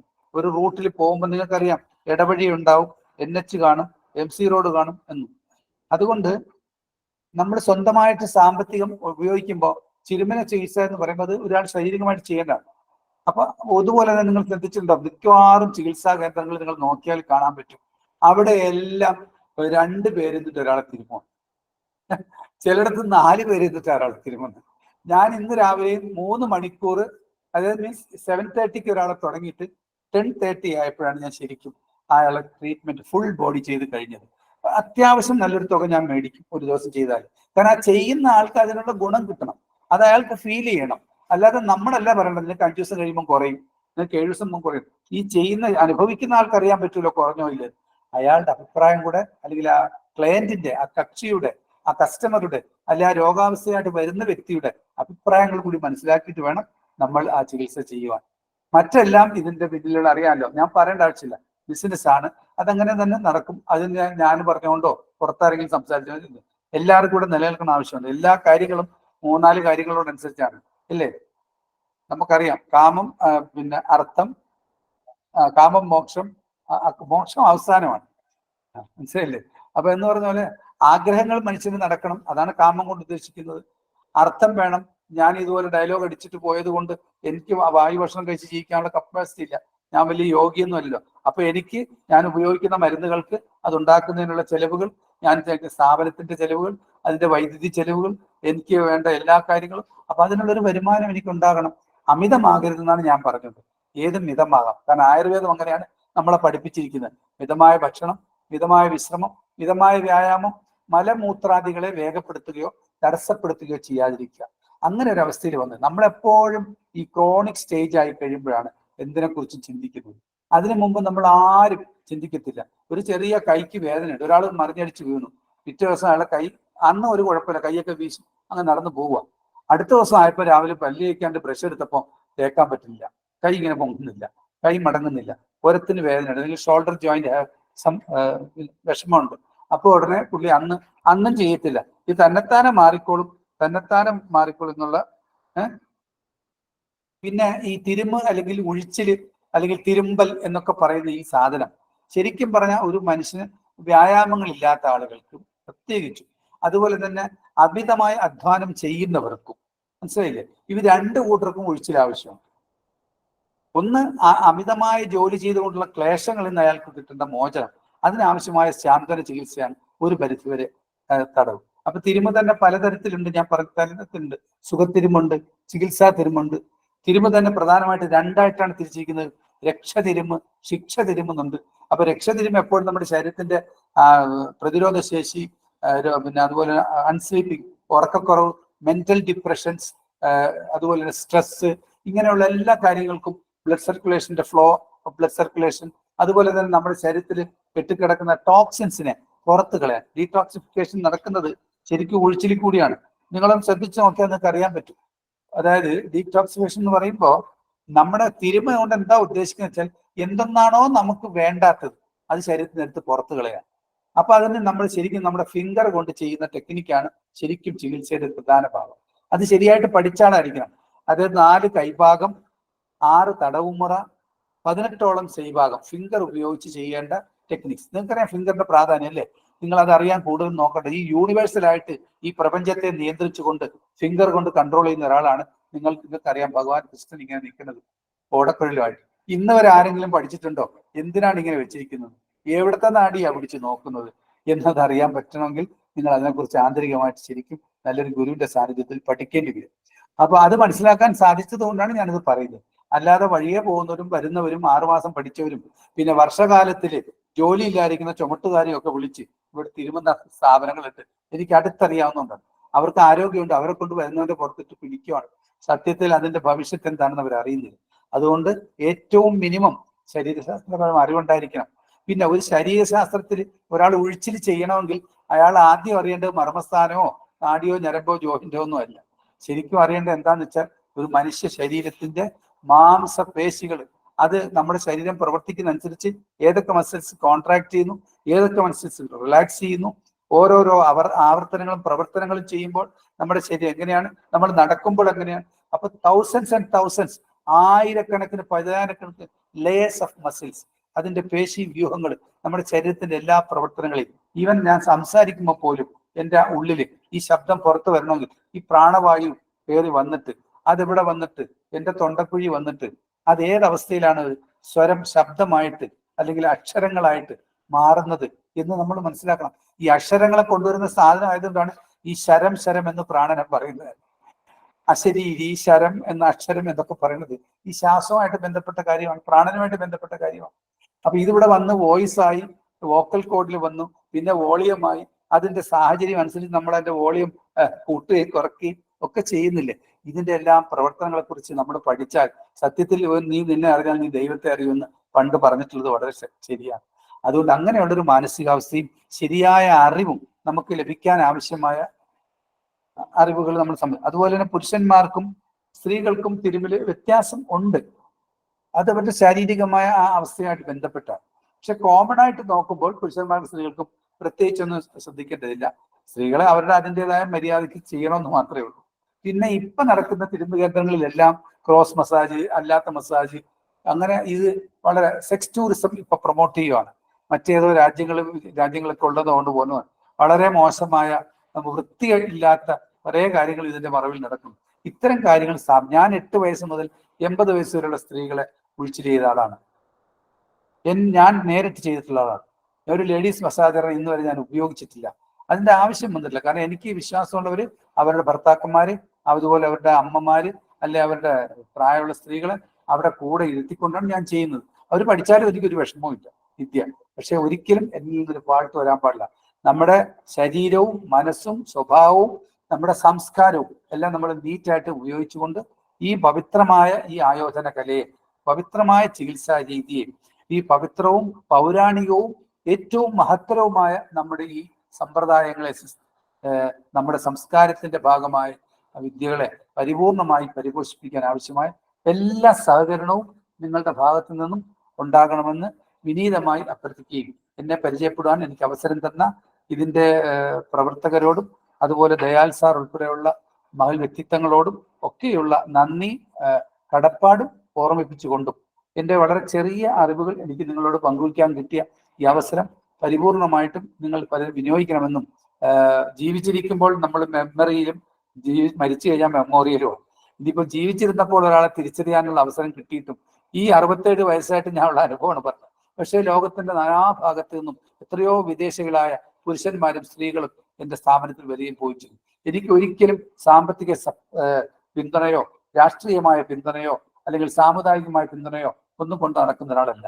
ജയ്ഹിന്ദ് കളരി സംഘം എന്നും യഥോധർമ്മ സ്തതോജ എന്ന ആ ഭാരതീയ സംസ്കാരത്തെ അന്തസത്തായി നിലനിർത്തിക്കൊണ്ട് എൻ്റെ മതവും വിശ്വാസവും എല്ലാം എൻ്റെ വ്യക്തി ജീവിതത്തിൽ ഞാൻ നിലനിർത്തി മറ്റുള്ളവരുടെ വിശ്വാസത്തെയും സംസ്കാരത്തെയും അവരുടെ എല്ലാ ആരാധനകളെയും പരസ്പരം ബഹുമാനത്തോടുകൂടി അംഗീകരിച്ചുകൊണ്ടും ഒരു ജീവിതം മുന്നോട്ട് കൊണ്ടുപോകുന്ന ഒരു വ്യക്തി എന്ന നിലയിൽ എനിക്ക് അഭിമാനത്തോടുകൂടി പറയാൻ പറ്റും, ഞാൻ ഈ നാടിന്റെ പൈതൃകങ്ങളുടെ സംസ്കാരത്തിന്റെ ഒരു പ്രതീകമായി ജീവിച്ചുകൊണ്ട് മരിക്കുവാൻ ആഗ്രഹിക്കുന്നു.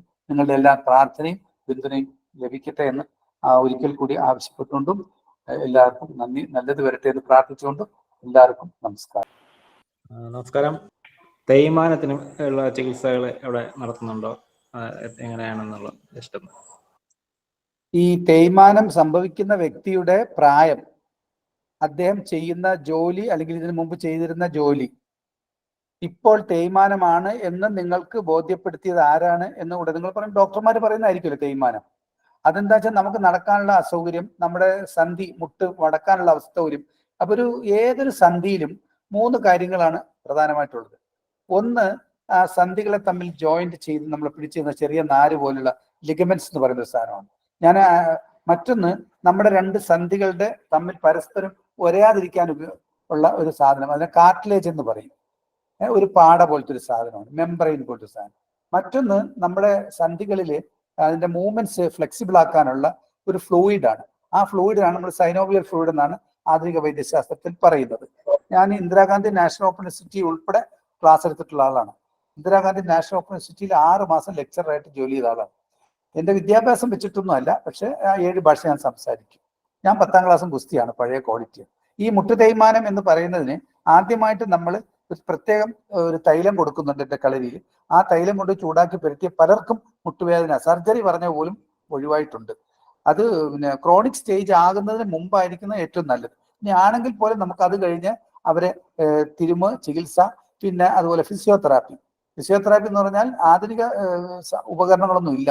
നമ്മുടെ നാടൻ രീതിയിലുള്ള പഴയ കാലത്ത് ആ ജോയിന്റിനെ ഫ്ലെക്സിബിൾ ആക്കാനും ആ ജോയിന്റിനെ ബലപ്പെടുത്താനും ആ ജോയിന്റിലുള്ള വേദനയെ മാറ്റിയെടുക്കാനും ആ ജോയിന്റുമായിട്ടുള്ള അയാളുടെ വിഷമങ്ങളെ മാറ്റി ഒരു വ്യക്തിയുടെ മാറ്റാൻ ഉള്ള ചികിത്സാ രീതികൾ നമ്മൾ അനുവർത്തിക്കുന്നുണ്ട്. ഏറ്റവും ആദ്യം ലേപനങ്ങളും അതുപോലെ തന്നെ തൈലങ്ങളും ഉപയോഗിച്ച് നമ്മൾ ചൂട് കൊടുക്കുക എന്നുള്ളതാണ്. ഏറ്റവും അവസാനം മാത്രമേ മറ്റൊരു രീതിയിലേക്ക് പോകാവൂ. തേയ്മാനം എന്നത് ഞാൻ അക്സെപ്റ്റ് ചെയ്യാത്തൊരു വാക്കും കൂടിയാണ്. ഞാൻ പറയട്ടെ, താങ്കൾ കേൾക്കുമെന്നും താങ്കൾ ഉൾപ്പെടെ എല്ലാവരും കേൾക്കും പ്രതീക്ഷിക്കുന്നു.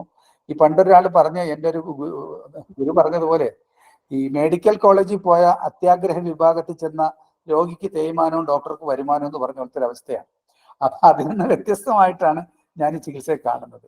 മനസ്സിലായില്ലേ? തേയ്മാനം എല്ലായിടത്തും ഉണ്ട്. നിങ്ങൾ എന്ത് കേസ് കൊണ്ട് ലോകത്ത് പോയാലും ഏത് വൈദ്യൻ ഡോക്ടർക്ക് പോയാലും എല്ലാം ഇപ്പൊ തേയ്മാനമായി മാറിക്കൊണ്ടിരിക്കുകയാണ്. അതുകൊണ്ട് അതിന് ചികിത്സാ രീതിയുണ്ട്. എന്നോടൊന്നും ബന്ധപ്പെടാൻ താങ്കൾക്ക് താല്പര്യമുണ്ടെങ്കിൽ തീർച്ചയായിട്ടും അതിനുള്ള നിർദ്ദേശങ്ങളും അതിനുള്ള ചികിത്സാ വിധികളും പറഞ്ഞു തരുന്നതായിരിക്കും. നിങ്ങൾക്കൊക്കെ താങ്ങാവുന്ന ചെലവിൽ കേട്ടോ, അതാണ് ഈ പറയുന്നത്. അല്ല വലിയൊരു ഭീമമായ തുകയൊന്നും വിനിയോഗിക്കണ്ട. Thank you sir. ഞാൻ എനിക്ക് വേണ്ടിയല്ല, ഒരുപാട് ആൾക്കാർ നമ്മുടെ പരിചയത്തിലുള്ള ആൾക്കാർ ഇങ്ങനെ മുട്ടുമാറ്റി വെക്കാനൊക്കെ ഇങ്ങനെ നടക്കുന്നുണ്ട്. അപ്പൊ അവന് വേണ്ടി ചോദിച്ചാണ്, അറിയാൻ വേണ്ടി ചോദിച്ചാണ്. ഏറ്റവും അവസാനമാണ് സാറേ, ഏറ്റവും അവസാനമാണ് നമ്മൾ ആ കാര്യം തീരുമാനിക്കേണ്ടത്. അതിനു മുമ്പ് ഞാൻ ഉദാഹരണം പറയാം. ഖത്തറിൽ ജോലി ചെയ്യുന്ന ഒരു ഫിസിക്കൽ എഡ്യൂക്കേഷൻ പഠിച്ച ഒരു ഫിസിയോതെറാപ്പിസ്റ്റ് ആയിട്ട് ജോലി ചെയ്യുന്ന എൻ്റെ ഒരു ശിഷ്യനും കൂടിയാണ് ഈ സ്കൂൾ ഓഫ് മെഡിക്കൽ എഡ്യൂക്കേഷനിൽ കോട്ടയത്ത് പഠിച്ചിരുന്നത്. അയാൾ തിരുവനന്തപുരത്ത് ജിമ്മി ജോർജ് ഇൻഡോർ സ്റ്റേഡിയത്തിലെ പിന്നെ സിനിമാ നടന്മാരുടെ ഒരു ക്ലബിലെ ഫിസിയോതെറാപ്പിസ്റ്റ് ആയിരുന്നു. അയാൾക്കിടയ്ക്ക് ഒരു മുട്ടിന് കംപ്ലൈന്റ് പറ്റിയപ്പോൾ അയാൾ സ്വാഭാവികമായിട്ടും അയാൾ ഫിസിക്കൽ എഡ്യൂക്കേഷനിലെ ഫിസിക്കൽ മെഡിസിനിലെ ഡോക്ടറെ കാണിച്ചത് അവിടെ തന്നെയുള്ള. അപ്പൊ അദ്ദേഹം പറഞ്ഞത്, നിങ്ങളുടെ മുട്ടിന്റെ ലിഗമെന്റ് ടിയർ എന്ന് വെച്ചാൽ പൊട്ടിപ്പോയി. അപ്പം ഒരു ലിഗമെന്റ് അല്ല ഉള്ളത്, 100 കണക്കിന് ലിഗമെന്റ്സ് ചേർന്നിട്ടാണ് ഒരു ജോയിന്റിനെ പിടിച്ചു വെച്ചിരിക്കുന്നത്. നമ്മൾ പഴയ ഒരു കാര്യം പറഞ്ഞു തരട്ടെ. അതായത് നമ്മൾ പണ്ടൊക്കെ കടയിൽ പലചരക്ക് സാധനം മേടിച്ചോണ്ട് പോകുമ്പോൾ കടലാസി പോഞ്ഞിട്ട് ഇങ്ങനെ മോളിൽ നിന്ന് ഒരു നൂല് കൊണ്ട് ഇങ്ങനെ ചുറ്റിയിട്ട് ആ പൊതി തരുന്നത്. ആ പൊതിയിൽ കൊണ്ട് നമ്മളിങ്ങനെ പോകുമ്പം നമ്മൾ ശ്രദ്ധിക്കാതെ അത് എവിടെയെങ്കിലും പ്രസ് ചെയ്താൽ ആ സാധനം, ആ നൂലിന്റെ കെട്ട് അഴിഞ്ഞു പോവുകയും അതിലുള്ള സാധനം, അത് ഉള്ളിയായാലും ഉരുളക്കിഴങ്ങായാലും സവാളയായാലും ചെറുപയറായാലും പുറത്തേക്ക് പോവുകയും ചെയ്യും. എന്ന് പറഞ്ഞതുപോലെ ഈ ലിഗമെന്റ്സിന് ഇതിനെ സപ്പോർട്ട് ചെയ്യുന്നൊരു വസ്തുവാണ്. നമുക്കത് ശരിയായ രീതിയിൽ ട്രീറ്റ്മെന്റ് ചെയ്യാൻ പറ്റും. ഞാൻ ഈ പറഞ്ഞ ആള് എത്രയോ വർഷങ്ങളായിട്ട് ജോലി ചെയ്യുന്നുണ്ട്. നിങ്ങൾക്കെല്ലാം എവിഡൻസ്, തെളിവ് സഹിതം ഞാൻ തരാൻ തയ്യാറാണ്. ഞാൻ പരസ്യമില്ലാത്ത ഒരാളാണ്. അതുകൊണ്ട് ഞാൻ ആരുടെയും പുറകെ നടന്ന് ചികിത്സിക്കുക. എൻ്റെ അടുത്ത് വരുന്നവർക്ക് ആശ്വാസം കൊടുക്കും.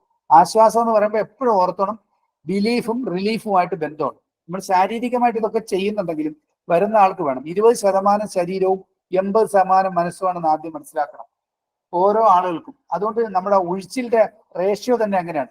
20% സ്റ്റിമുലേഷൻ, 80% റിലാക്സേഷൻ. ഹലോ സാറേ. ഹലോ, പറയൂ. എനിക്കുള്ള അമ്മയ്ക്ക് വേണ്ടിയാണ് വിളിക്കുന്നത്. അമ്മയ്ക്ക് പിന്നെ അസ്ഥിക്ക് ബലക്കുറവെന്ന ഡോക്ടർമാര് പറഞ്ഞത്. അന്നേരം അമ്മയുടെ ഈ കാലിന്റെ തള്ളവിരൽ നേരത്തെ ഇങ്ങനെ തട്ടുക എന്ന് വെച്ചാൽ കാലിന്റെ തള്ളവിരലിന് ബലമില്ലാത്ത കണക്ക് കാല് തട്ടി മറിഞ്ഞു വീഴും. അതുകൊണ്ട് ഇപ്പം ചെരുപ്പിട്ടോണ്ടേ നടക്കാൻ പറ്റത്തില്ല. അത് കുറച്ച് നാളായി, ഒരു 2-3 വർഷമായി. അമ്മയ്ക്ക് എത്ര വയസ്സുണ്ടാവും മാഡം? അമ്മയ്ക്കിപ്പം 70 വയസ്സുള്ള അമ്മയ്ക്ക് സ്വാഭാവികമായിട്ടും കാൽസ്യത്തിന്റെ കുറവുണ്ടാകാം. ഈ നമ്മുടെ ശരീരത്തിലെ അസ്ഥി എന്ന് പറയുന്നത്, അസ്ഥികളെല്ലാം അറിയാലോ കാൽസ്യം ആണല്ലോ. അപ്പം അത് നമ്മുടെ ശരീരത്തിൽ കയറുന്ന രീതിയിൽ ഏറ്റവും കുറഞ്ഞത് കോഴിമുട്ടയുടെ വെള്ള. നമ്മളെ പലരും വിചാരിക്കാൻ കോഴിയുടെ മുട്ടയുടെ മഞ്ഞക്കരു കഴിച്ചാൽ കൊളസ്ട്രോൾ ഉണ്ടാവും പറഞ്ഞ് നമ്മൾ മക്കൾക്കും കൊടുക്കൂല, നമ്മളും കഴിക്കൂല. അതേസമയത്ത് കോഴിമുട്ടയുടെ വെള്ള കാൽസ്യം ആണെങ്കിൽ മറ്റത് ഫോസ്ഫറസ് ആണെന്ന് പറഞ്ഞ പോലെ ഈ കാൽസ്യത്തിനുള്ള നല്ല കൊളസ്ട്രോൾ ആണ് കോഴിമുട്ടയുടെ മഞ്ഞക്കരുവിലുള്ളത്. നല്ല കൊളസ്ട്രോൾ.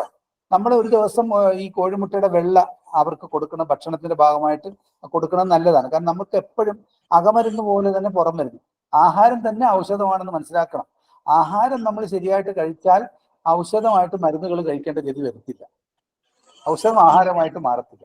അപ്പൊ അത് കൊണ്ടുവന്ന് കാണിക്കുവാണെങ്കിൽ ഞാനത് നോക്കാം. ഒരിക്കലും എന്നെ എന്ത് കോണ്ടാക്ട് ചെയ്യുമ്പോഴും എൻ്റെ നമ്പറിൽ വിളിച്ച് ടൈം കൺഫേം ചെയ്തിട്ടേ വരാവൂ കേട്ടോ. ഞാൻ വലിയ തിരക്കുള്ള ആളല്ലെങ്കിലും സത്യാവസ്ഥ അതാണ്. ഞങ്ങളിവിടെ കൊല്ലം ചാത്തന്നൂര്. അവിടെ തന്നെ നിങ്ങൾക്ക് ധാരാളം നല്ല ആയുർവേദ സ്ഥാപനങ്ങൾ കാണുമല്ലോ. ഉണ്ട്. അവിടെ ആരോടെങ്കിലും ചോദിക്കണം. എന്നിട്ട് നിങ്ങൾക്ക് പറ്റിയില്ലെങ്കിൽ നിങ്ങൾ എൻ്റെ അടുത്ത് വന്നാൽ എനിക്കുള്ള മാർഗം ഞാൻ പറഞ്ഞുതരും.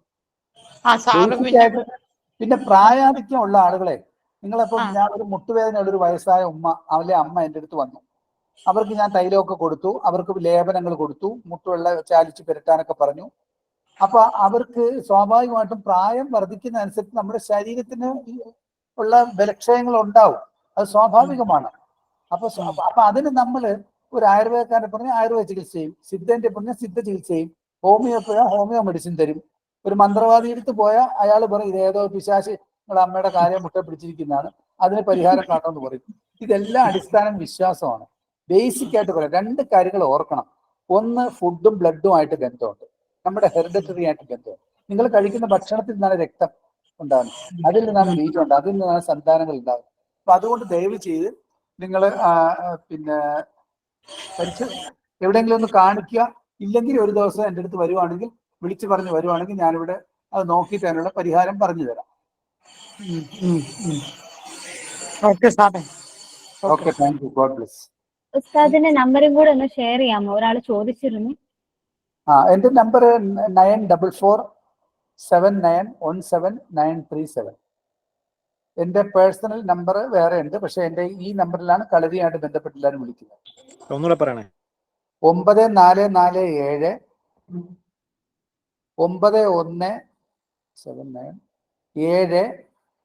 9179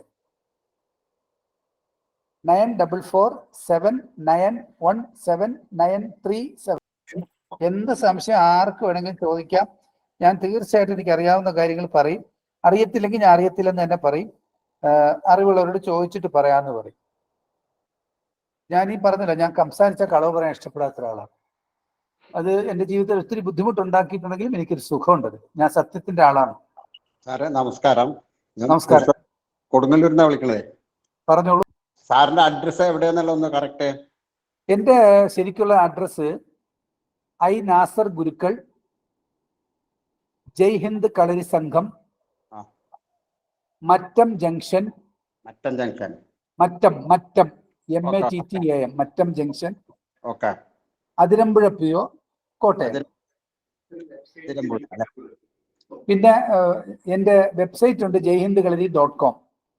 ആർക്ക് വേണമെങ്കിലും jayhindkalari.com. അതിന് ധാരാളം ടെസ്റ്റിമോണിയൽസ് അങ്ങനെയുള്ള കാര്യങ്ങളൊക്കെ അതിലുണ്ട്. jayhindkalari.com. നല്ല ക്ലാസ് ആയിരുന്നു ഞങ്ങൾക്ക്. എനിക്ക് 68 വയസ്സായി. പിന്നെ പ്രത്യേകിച്ച് മരുന്നുകളൊന്നും കഴിക്കുന്നില്ല. സാറ് പറഞ്ഞ പോലെ മുട്ടുവേദനയൊക്കെ ഉണ്ട്. സാറേ അതൊക്കെ ചെറിയ വ്യായാമം ചെയ്താൽ മാറും. അത് മാത്രമേ ഉള്ളൂ, വേറെ നമ്മള് ഷുഗറിന് മരുന്നോ വേറെ ഒന്നും കഴിക്കണമെന്നില്ല. എല്ലാ ദിവസവും രാവിലെ മുട്ട് മടക്കി വെച്ചിട്ട് ഒരു 90 ഡിഗ്രി മടക്കി 2 കൈയുടെയും വെള്ള കൊണ്ട്, കൈയുടെ വെള്ള ഉൾവശം പിരമിഡായിട്ട് പോലെ വെച്ചിട്ട് നിങ്ങൾ വലത്തോട്ടും ഇടത്തോട്ടും 2 കൈയും നന്നായിട്ട് മുട്ടിൽ ഇങ്ങനെ ഒഴിയുക. കുറച്ച് സമയം ഒഴിയുമ്പം നിങ്ങളുടെ കൈ, നമുക്ക് തണുപ്പടിക്കുമ്പോൾ നമ്മൾ കൈ ഇങ്ങനെ തേക്കത്തില്ലേ, ചൂടാവും അല്ലേ? എന്നതുപോലെ നിങ്ങളുടെ മുട്ട് തന്നെ നിങ്ങൾ റൗണ്ടിൽ ക്ലോക്ക് വൈസും ആന്റി ക്ലോക്ക് വൈസും ഒന്ന് ഒഴിഞ്ഞു നോക്കിയിട്ടൊന്ന് എഴുന്നേറ്റ് നടന്നു നോക്കി, നിങ്ങൾ അത്ഭുതപ്പെട്ടു പോകും. അവിടെ തൈലവും വേണ്ട, കുഴമ്പും വേണ്ട, ഒന്നും വേണ്ട, മനസ്സിലെ ആത്മവിശ്വാസം കൊണ്ട് എല്ലാ വ്യായാമങ്ങളും ചെയ്യാം. നമ്മുടെ ശരീരത്തിന് വ്യായാമം കൊണ്ട് തന്നെ ധാരാളം കാര്യങ്ങൾ ചെയ്യാൻ പറ്റും. നമ്മുടെ ശരീരത്തിന്റെ എല്ലാ പാർട്ട് ഓഫ് ബോഡിക്കും വ്യായാമം ലഭിക്കാത്തതും കൊണ്ട് ഒരു കാരണമുണ്ട്. ചില വ്യായാമങ്ങൾ നമ്മൾ ചെയ്യും, ചിലത് കിട്ടില്ല. ഇപ്പൊ നമ്മൾ കൈ കൊണ്ട് ജോലി ചെയ്യുന്ന ആള് കാലിന്റെ നിന്ന് ജോലി ചെയ്യുന്ന ആളായിരിക്കും, അപ്പൊ അയാൾക്ക് കാലിൽ പ്രശ്നങ്ങൾ ഉണ്ടാവും. ഒരാൾ ഇരുന്ന് ജോലി ചെയ്യുമ്പോൾ അയാളുടെ കാല് പകുതി മടക്കി വെച്ചിട്ടായിരിക്കും. അപ്പൊ പലപ്പോഴും ആ കാല് അങ്ങനെ ഒരു ചിറക്കപ്പൊന്നും പോലും നൂർത്തത്തില്ല. അപ്പൊ അങ്ങനെ മടക്കി വെച്ചിട്ടുണ്ടാകുന്ന ഒരു വിഷമം പിന്നീട് കാലിനെ ബാധിക്കും. ഒരാൾ എപ്പോഴും കൂടുതൽ നടക്കുന്ന ഒരാളായിരിക്കും, അപ്പൊ അയാൾക്ക് അത് ബാധിക്കും. ഒരു ഉദാഹരണത്തിന്, പിന്നെ ഈ ടെന്നീസ് എൽബോ എന്നും പറഞ്ഞൊരു അസുഖമുണ്ട് ആധുനിക വൈദ്യശാസ്ത്രത്തിൽ. ഈ ടെന്നീസ് എൽബോ എന്ന് പറഞ്ഞാൽ നമ്മുടെ കൈയുടെ മുട്ടിന്റെ ഒരു പ്രത്യേക ഭാഗത്ത് ശക്തമായ വേദന ഉണ്ടാവുകയും ചില സമയത്ത് നമുക്കൊരു തോർത്ത് പിഴിയാൻ പറ്റത്തില്ല, ചിലപ്പോൾ ഒരു ഗ്ലാസ് വെള്ളം എടുക്കാൻ പറ്റില്ല. അതിനെന്തെല്ലാം ബാൻഡേജ് ഇടുന്നു, അവിടെ സ്പോട്ട് ഇഞ്ചക്ഷൻ ചെയ്യുന്നതൊക്കെ ചെയ്യുന്നുണ്ട്. വളരെ സിമ്പിളായിട്ട് ഒരു ചെറുനാരങ്ങ ഉണ്ടെങ്കിൽ നിങ്ങൾക്ക് ആ വേദന കുറയ്ക്കാം. ഞാൻ പറയുന്നത്, ഞാൻ നിങ്ങൾക്ക് അറിവ് തരാം. നിസ്സാരം, നിങ്ങളുടെ കൈയുടെ ഏതെങ്കിലും ഒരു ചെറിയ ആ ജോയിന്റിന് എന്തെങ്കിലും ഇളക്കം പറ്റി, അല്ലെങ്കിൽ ഉളുക്ക് പറ്റി, അങ്ങനെ സംഭവം. ഉളുക്ക് പലതരത്തിലാണ്, ഞാൻ പറഞ്ഞല്ലോ, എല്ലാ ഉളുക്കും ഒരുപോലെയല്ല. അത് പേശികൾക്കുണ്ടാകുന്ന ഉളുക്കുണ്ട്, ഞരമ്പുകൾക്കുണ്ടാകുന്ന ഉളുക്കുണ്ട്, നാഡികൾക്കുണ്ടാകുന്ന ഉളുക്കുണ്ട്, സ്നായുക്കൾക്കുണ്ടാകുന്ന ഉളുക്കുണ്ട്, സന്ധികൾക്കുണ്ടാകുന്ന ഉളുക്കുണ്ട്, നെർവസ് സ്പ്രെയിൻ ഉണ്ട്, ന്യൂറോ സ്പ്രെയിൻ വരും, മസ്കുലർ സ്പ്രെയിൻ വരും, ടെൻഡനസ് സ്പ്രെയിൻ വരും, ജോയിന്റ് സ്പ്രെയിൻ വരും. അങ്ങനെ പലതരത്തിലുള്ള ഉടുക്കുകൾ നിങ്ങളെ ബാധിക്കും. അത് ഓരോ അവസ്ഥയിലും നമ്മൾ ഉപയോഗിക്കുന്ന ചില അവയവങ്ങൾക്ക്, ഇപ്പൊ നിങ്ങളൊരു വെയിറ്റ് കുറെ കൂടുതൽ പതിവില്ലാതെ എടുത്തുകൊണ്ട് നടന്ന നിങ്ങൾക്ക് പിറ്റേ ദിവസം കാലത്തെ ആ വെയിറ്റ് എടുത്ത കൈയുടെ ജോയിന്റ് വേദന വരാം, സ്വാഭാവികമാണ്. അതൊക്കെ നമ്മൾ സ്വന്തമായിട്ട് കൈകൊണ്ട് തന്നെ തടകാം. നിങ്ങളുടെ ശരീരത്തിൽ നിങ്ങൾക്ക് എവിടെയൊക്കെ കൈകൊണ്ട് തടവാൻ പറ്റും അവിടെയൊക്കെ നിങ്ങൾക്ക് ഏതെങ്കിലും തൈലങ്ങളോ ലേപനങ്ങളോ ഉപയോഗിച്ച് തടകാൻ തന്നെ മതി.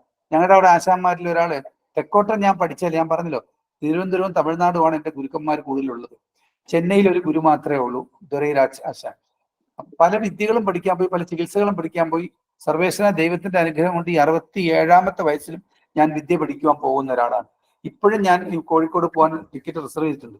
ഏതെങ്കിലും വയസ്സായ ഒരു ഗുരുവിനെ കിട്ടിക്കഴിഞ്ഞാൽ അവിടെ സുഖമായിട്ട് എനിക്ക് പിന്നെ പോയി നോക്കും. വല്ല മരിക്കാൻ കിടക്കണമെങ്കിൽ ചെന്നാൽ എന്തെങ്കിലും പറഞ്ഞു തരും.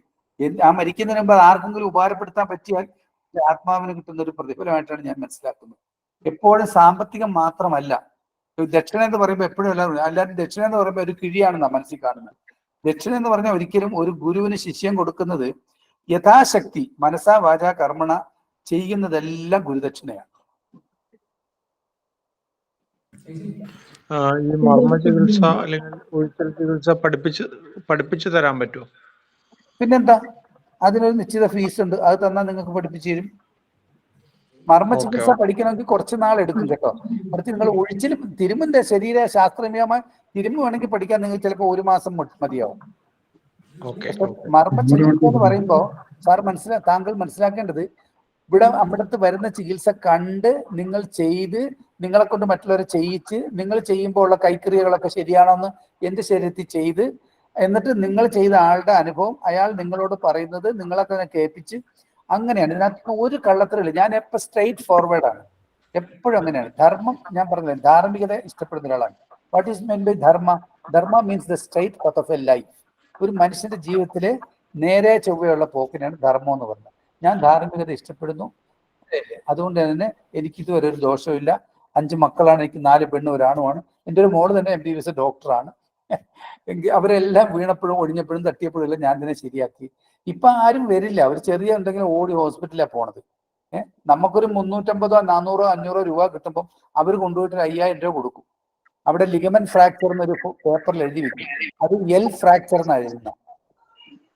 എൽ ഫ്രാക്ചർ എന്ന് പറഞ്ഞാൽ ligament fracture, it is not a bone fracture. അവർ ആസ്കിംഗ് ഫോർ 3000, 5000 രൂപ. സാർ ഒരു ചോദ്യമുണ്ട് സാർ. പറഞ്ഞോളൂ.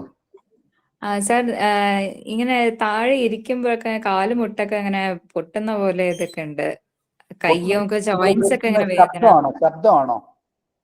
എങ്ങനെ സൗണ്ട് ഉണ്ടാവുന്നതാണോ? ഞൊട്ട എന്ന് പറയുന്നത് സൗണ്ട് ഇങ്ങനെ സൗണ്ട് കേൾക്കുന്നു. അതെ അതെ ഡോക്ടർ. എത്ര വയസ്സുണ്ട് മാഡത്തിന്? ഞാനിപ്പോ ഒരു 28. 28 വയസ്സിൽ ഇങ്ങനെ സൗണ്ട് ഉണ്ടോ? സാധാരണ അങ്ങനെ വരാൻ സാധ്യത കുറവാണ്. എന്ത് ചെയ്യുന്നു? ഇപ്പൊ ഹൗസ് വൈഫ് തന്നെയാണ്. ഒരു മോളുണ്ട്. സ്കൂളില് എന്തെങ്കിലും സ്പോർട്സോ കായികമോ അങ്ങനെ എന്തെങ്കിലുമൊക്കെ പഠിച്ച കാലത്തോ എല്ലാം ചെയ്തിട്ടുണ്ടോ? ചെയ്തിട്ടുണ്ടായിരുന്നു. അപ്പോഴൊന്നും കുഴപ്പമുണ്ടായിരുന്നില്ല. കുഴപ്പമുണ്ടാവൂല. നിങ്ങൾ ചെയ്തിരുന്നോ? നിങ്ങൾ എന്തെങ്കിലും അത്ലറ്റിക്സോ അല്ലെങ്കിൽ വേറെ എന്തെങ്കിലോ സ്കൂളിൽ പഠിച്ചപ്പം പങ്കെടുക്കുന്നുണ്ടായിരുന്നോ? ഉണ്ടായിരുന്നു. ഞാൻ കലോത്സവത്തിൽ പങ്കെടുത്തിട്ടുണ്ടായിരുന്നു. അതിൽ പ്രോഗ്രാം ഡാൻസിന്റെ ഇതൊക്കെ ഉണ്ടായിരുന്നു. പിന്നെ അതേപോലെ സ്പോർട്സിലും ഒക്കെ ചെയ്തിട്ടുണ്ടായിരുന്നു. അപ്പൊ അപ്പോഴും നിങ്ങളുടെ നിങ്ങൾ ഈ കാര്യങ്ങൾ ചെയ്തിരുന്നപ്പോ നിങ്ങളുടെ ശരീരത്തിന് അത്യാവശ്യം സന്ധികൾക്കുള്ള വ്യായാമങ്ങൾ ഉണ്ടായിരുന്നു. ഇപ്പോൾ നിങ്ങളുടെ കുടുംബവും ജീവിതവും പ്രാരാബ്ദവും ഒക്കെ ആയപ്പോ സ്വാഭാവികമായിട്ടും നിങ്ങൾ അതൊന്നും ചെയ്യുന്നില്ല. അതുകൊണ്ടായിരിക്കാം. അല്ലെങ്കിൽ നിങ്ങൾക്ക് പ്രായക്കൂടുതലുണ്ടെങ്കിൽ ആ ശബ്ദങ്ങൾ വന്നാൽ അതിൻ്റെ അർത്ഥം നിങ്ങൾക്കുള്ള ആശ്ലേഷമക കഫം അല്ലെങ്കിൽ ആ സൈനോവിയൽ ഫ്ലൂയിഡ് കുറവാണെന്നാണ്. അങ്ങനെ ഉണ്ടെങ്കിൽ അത് നാച്ചുറലായിട്ട് ഉണ്ടാകാനായിട്ട് ഉള്ള ചില ചികിത്സകളുണ്ട്. പക്ഷെ ആധുനിക വൈദ്യശാസ്ത്രം ഇന്ന് വരെ നഷ്ടപ്പെട്ട ഫ്ലൂയിഡ് തിരിച്ചു കൊണ്ടുവരാനുള്ള ഒരു സംവിധാനവും കണ്ടുപിടിച്ചിട്ടില്ല. വേറെ ജെല്ല് പോലെ എന്തൊക്കെ കുത്തി കയറ്റുമെന്നല്ലാതെ നാച്ചുറലായിട്ട് ഒരിക്കലും ഉണ്ടായിട്ടില്ല ഇന്ന് വരെ. കാരണം മുട്ടിന് കംപ്ലൈന്റ് പറ്റി, പരിക്കേറ്റ്, അതിന് ക്ഷതമുണ്ട്, ബ്ലഡ് കെട്ടിക്കിടക്കാണ്, കേട് രക്തം കുത്തിക്കളയണമെന്ന് പറഞ്ഞ് ഈ ഒരു പൈപ്പത്തി നീളമുള്ള നീഡിൽ വെച്ച് ഈ വലിച്ചു കളയുന്ന ആ രക്തത്തിനുള്ളിൽ ഈ സൈനോബിൽ ഫ്ലൂയിഡ് മുട്ടയുടെ വെള്ള പോലെ കിടക്കുവാനാണ് ആ പാത്രത്തിൽ. അതും കൂടി നഷ്ടപ്പെട്ടു പോകും. അവർക്ക് ഉറപ്പായിട്ടും ഭാവിയിൽ പെരുമുട്ടുവാദം വരും. റൊമറ്റോയിഡ് ആർത്രൈറ്റിസ് വരാൻ സാധ്യതയുണ്ട്. ചിലപ്പോൾ അവരുടെ കാല് മുട്ട അകത്തോട്ട് വളഞ്ഞ് നടക്കുന്ന ഒരവസരം വന്നിട്ടുണ്ട്. എൻ്റെ ഉമ്മാക്ക് അങ്ങനെ സംഭവിച്ചിട്ടുള്ളതാണ്. ആ ഓക്കെ. അപ്പൊ ഇപ്പൊ അതെങ്ങനെ സാർ അതിന് അസ്സലാമു അലൈക്കും. ചെറിയ വ്യായാമങ്ങൾ ചെയ്താൽ മതി കേട്ടോ.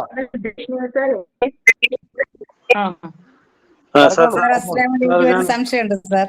എനിക്ക് മുട്ട് തേയ്മാനം എന്നാണ് ഡോക്ടർ പറയുന്നത്. എന്റെ എലമെന്റ് ആ മുട്ടുകൾ തമ്മിൽ ഒരയുന്ന എന്ന്. എനിക്ക് നിന്ന് നമസ്കരിച്ചുകൊണ്ടിരുന്ന ഞാനാണ്ട് സഡൻലി ഇപ്പൊ എനിക്ക് കസേരയിൽ ഇരുന്നേ നമസ്കരിക്കാൻ പറ്റുള്ളൂ. എത്ര വയസ്സുണ്ട്? എനിക്ക് 60 വയസ്സ്. പക്ഷേ ആ 60 വയസ്സാണ്. പക്ഷെ എനിക്ക് യോഗയൊക്കെ ചെയ്തുകൊണ്ടിരുന്ന വജ്രാസനമൊക്കെ ഇരുന്നത്. പക്ഷെ ഇപ്പൊ എനിക്ക് വജ്രാസനത്തിൽ അത്തേഹത്തിന് പോയിട്ട് വന്നിരിക്കാൻ പറ്റുന്നില്ല. ഒരിക്കലും ഇങ്ങോട്ട് നൂരാൻ പറ്റുന്നില്ല. അതിന് എന്തെങ്കിലും പരിഹാരം ഉണ്ടോ സാർ? എന്റെ അടുത്ത് വന്നാൽ ഞാനൊരു തൈലം തരാം. നിങ്ങൾ അത് പുരട്ടി ചൂട് പിടിക്കുവാണെങ്കിൽ തീർച്ചയായിട്ടും നിങ്ങളുടെ വേദന കുറയും, നിങ്ങൾ പഴയതുപോലെ ഇരിക്കും. അൽഹംദുലില്ലാ, അൽഹംദുലില്ലാ, മാഷാ അല്ലാ. പിന്നെ സാർ ഒരു സംശയം കൂടെ ഉണ്ട്. ആ എന്റെ തലയുടെ ബാക്ക് സൈഡില് ഭയങ്കര ഇങ്ങനെ പിരിപിരിപിരിപിരാ വരും. അതൊരു 3 വർഷം കൊണ്ട് ഇങ്ങനെ ആണ്. അത് ഉറക്ക കുറവ് കൊണ്ട് എനിക്ക് ശരീര ആയിക്കോട്ടെ, ചൂട് കൊണ്ട്. ഓക്കെ. ഇപ്പൊ ഞാൻ പറഞ്ഞത് കറക്റ്റ് ആണല്ലോ അല്ലേ? അതെ. പിന്നെ അപ്പൊ ഞാൻ നിങ്ങളോട് ചോദിച്ച ഫസ്റ്റ് ക്വസ്റ്റ്യൻ എന്തായിരുന്നു? നിങ്ങൾക്ക് ഈ ടെൻഷൻ ഉണ്ടാകുന്നതിന്റെ പ്രധാന കാരണം നിങ്ങളുടെ ഫാമിലി ലൈഫിലുള്ള പ്രോബ്ലമാണ്.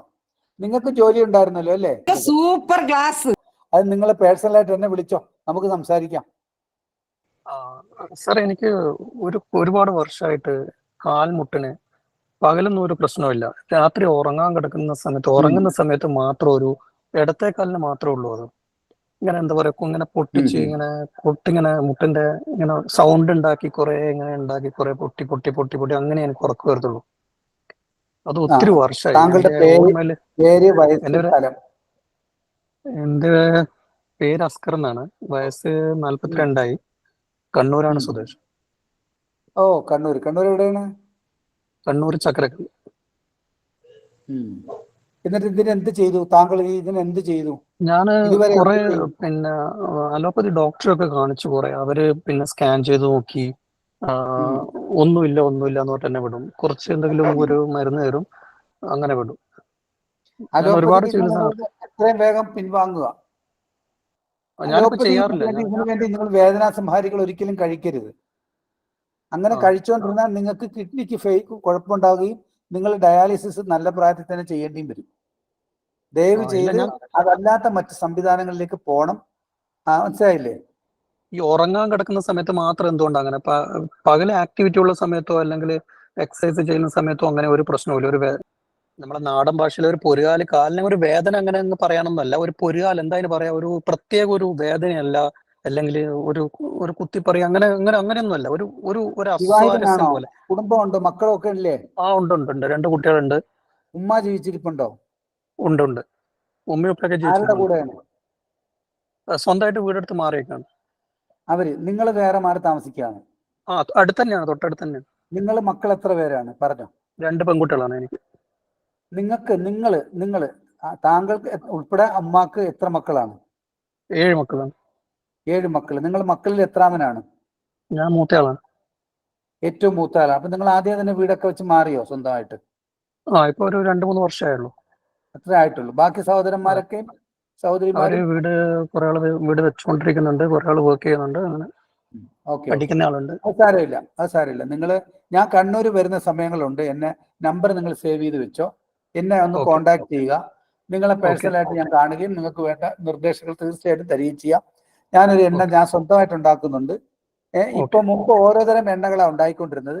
ഇപ്പം 3 തരം എണ്ണകൾ പ്രത്യേകം ഉണ്ടാക്കിയിട്ട് അത് ഒന്നിച്ച് ഏറ്റവും വീര്യമുള്ള ഒരു സാധനമായിട്ട് ഉണ്ടാക്കുന്നുണ്ട്. ഇനി നിങ്ങൾക്ക് വീട്ടിൽ ചെയ്ത് ഉണ്ടാക്കാമെങ്കിൽ ഒരു ചെറിയ എണ്ണ വേണമെങ്കിൽ ഇപ്പൊ പറഞ്ഞും തരാം. നിങ്ങൾ പേപ്പറും പേനയും കയ്യിലെടുത്ത് കുറിച്ചോ. എടുത്തു. താല്പര്യമുള്ള എല്ലാവരും തന്നെ ചെയ്യുക. ആവശ്യമുള്ളവർക്ക് ഒരു തൈലം പറഞ്ഞു തരാം. നിങ്ങളത് ഉപയോഗിക്കുക. അങ്ങനെയുണ്ടെങ്കിൽ നിങ്ങൾക്ക് വേദന. ഞാൻ ഏറ്റവും വേദന കുറയാനും വിഷമങ്ങൾ മാറാനും ഏറ്റവും നല്ലതാണെന്ന് എനിക്ക് തോന്നുന്നൊരു കാര്യമാണ് ഞാൻ നിങ്ങൾക്ക് പറഞ്ഞുതരാൻ ഉദ്ദേശിക്കുന്നത്. അങ്ങനെ ഉണ്ടെങ്കിൽ നിങ്ങൾ വേണമെങ്കിൽ ഒന്ന് കുറിച്ച് വെച്ചോ.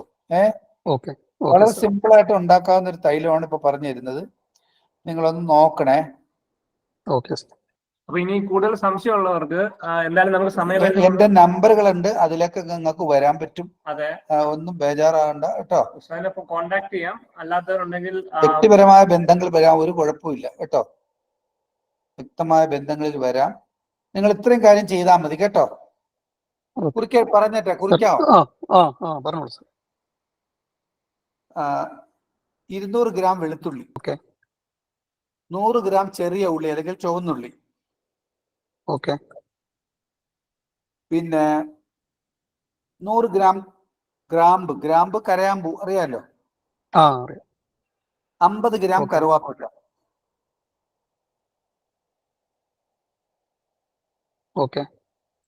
1 കിലോ കടുകെണ്ണ,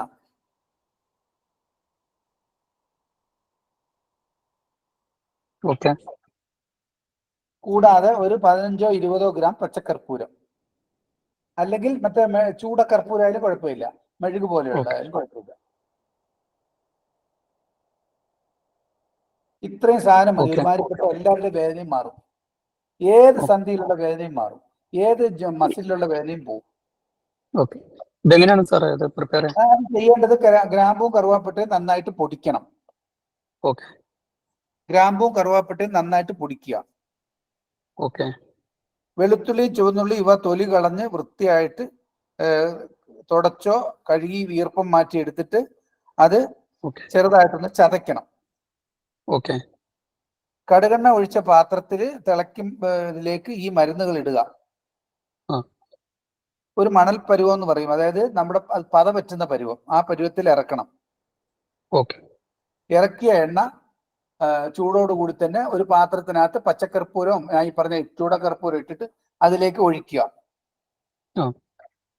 എന്നിട്ട് അത് അരിച്ച് സൂക്ഷിക്കുക. ചൂടാറി കഴിയുമ്പോൾ വേദനയുള്ള ഭാഗത്ത് പെരട്ടി ഒരു അരമണിക്കൂർ കഴിഞ്ഞിട്ട് ചൂടുവെള്ളത്തിൽ കഴുകിക്കളയോ, ഉപ്പിട്ട വെള്ളം കൊണ്ട് തിളപ്പിച്ചിട്ട് വെള്ളം ധാര കോരുകയോ, തുണി മുക്കി തോർത്തുകൊണ്ട് ആവി പിടിക്കുകയോ ഒക്കെ ചെയ്യാം. ചെയ്ത് നോക്കിയിട്ട് അനുഭവം. കണ്ണൂർ എപ്പോഴാണ് വരുന്നത് സാർ? എഫക്റ്റീവ് ആയിട്ടുള്ള എണ്ണയായിരിക്കും. കണ്ണൂർ സാധാരണ പല്ലുവേദനയ്ക്ക് ഗ്രാമ്പ് വയ്ക്കുന്ന കേട്ടിട്ടില്ലേ? അതെ അതെ. അത് നല്ല മരുന്ന് ഇങ്ങനെ നീറ്റൽ പോലെ പിടിക്കുന്നതാണ്. അപ്പൊ ഇത് എല്ലാ വേദനയ്ക്കും സഹായിക്കും. കണ്ണൂർ എപ്പോഴൊക്കെ വരാറ് സാർ? കണ്ണൂർ എപ്പോഴൊക്കെ വരാറ്? കണ്ണൂർ ഞാൻ പലപ്പോഴും വരാറുണ്ട്. എനിക്ക് കണ്ണൂർ ധാരാളം ശിഷ്യന്മാരുണ്ട്. വലിയ വലിയ സ്ഥാപനങ്ങൾ നടത്തുന്നു. 5-6 സ്ഥാപനങ്ങളുള്ള ഗുരുക്കന്മാരുണ്ട്. നിങ്ങൾക്ക് സാധിക്കുമെങ്കിൽ നിങ്ങൾ കണ്ണൂര് പിന്നെ ചെറുപുഴ ഒക്കെ അറിയോ? ചെറുപുഴ അവിടെ എനിക്കൊരു ശിഷ്യനുണ്ട്, ക്രിസ്റ്റോ ഗുരുക്കൾ എന്നും പറഞ്ഞു. അദ്ദേഹത്തിനെ അവിടെ തിരക്കിയാൽ മതി. പാടിയാട്ടുചാൽ അതുപോലെ അവിടെയൊക്കെ അവർക്ക് സ്ഥാപനങ്ങളുണ്ട്. CVV കളരി സംഘം. ക്രിസ്റ്റോ ഗുരുക്കൾ. അവരുടെ നമ്പർ ഒന്ന് ഷെയർ ചെയ്യാം. അവരുടെ നമ്പർ വേണേ തരാം. നിങ്ങൾ പേഴ്സണലായിട്ട് വിളിച്ചാൽ മതി. ഞാൻ പറഞ്ഞ സമയം വളരെ കൂടുതൽ സമയം ക്ലാസ് എടുക്കേണ്ടി വന്നു. എന്തായാലും ഇനിയൊരു അവസരം ഉണ്ടാകുമ്പോൾ തീർച്ചയായിട്ടും വരാം. കൂടുതൽ അറിവുകളും വിഷയങ്ങളുമായിട്ട് നമുക്ക് വീണ്ടും കാണാം. എല്ലാവർക്കും നന്ദി, നമസ്കാരം.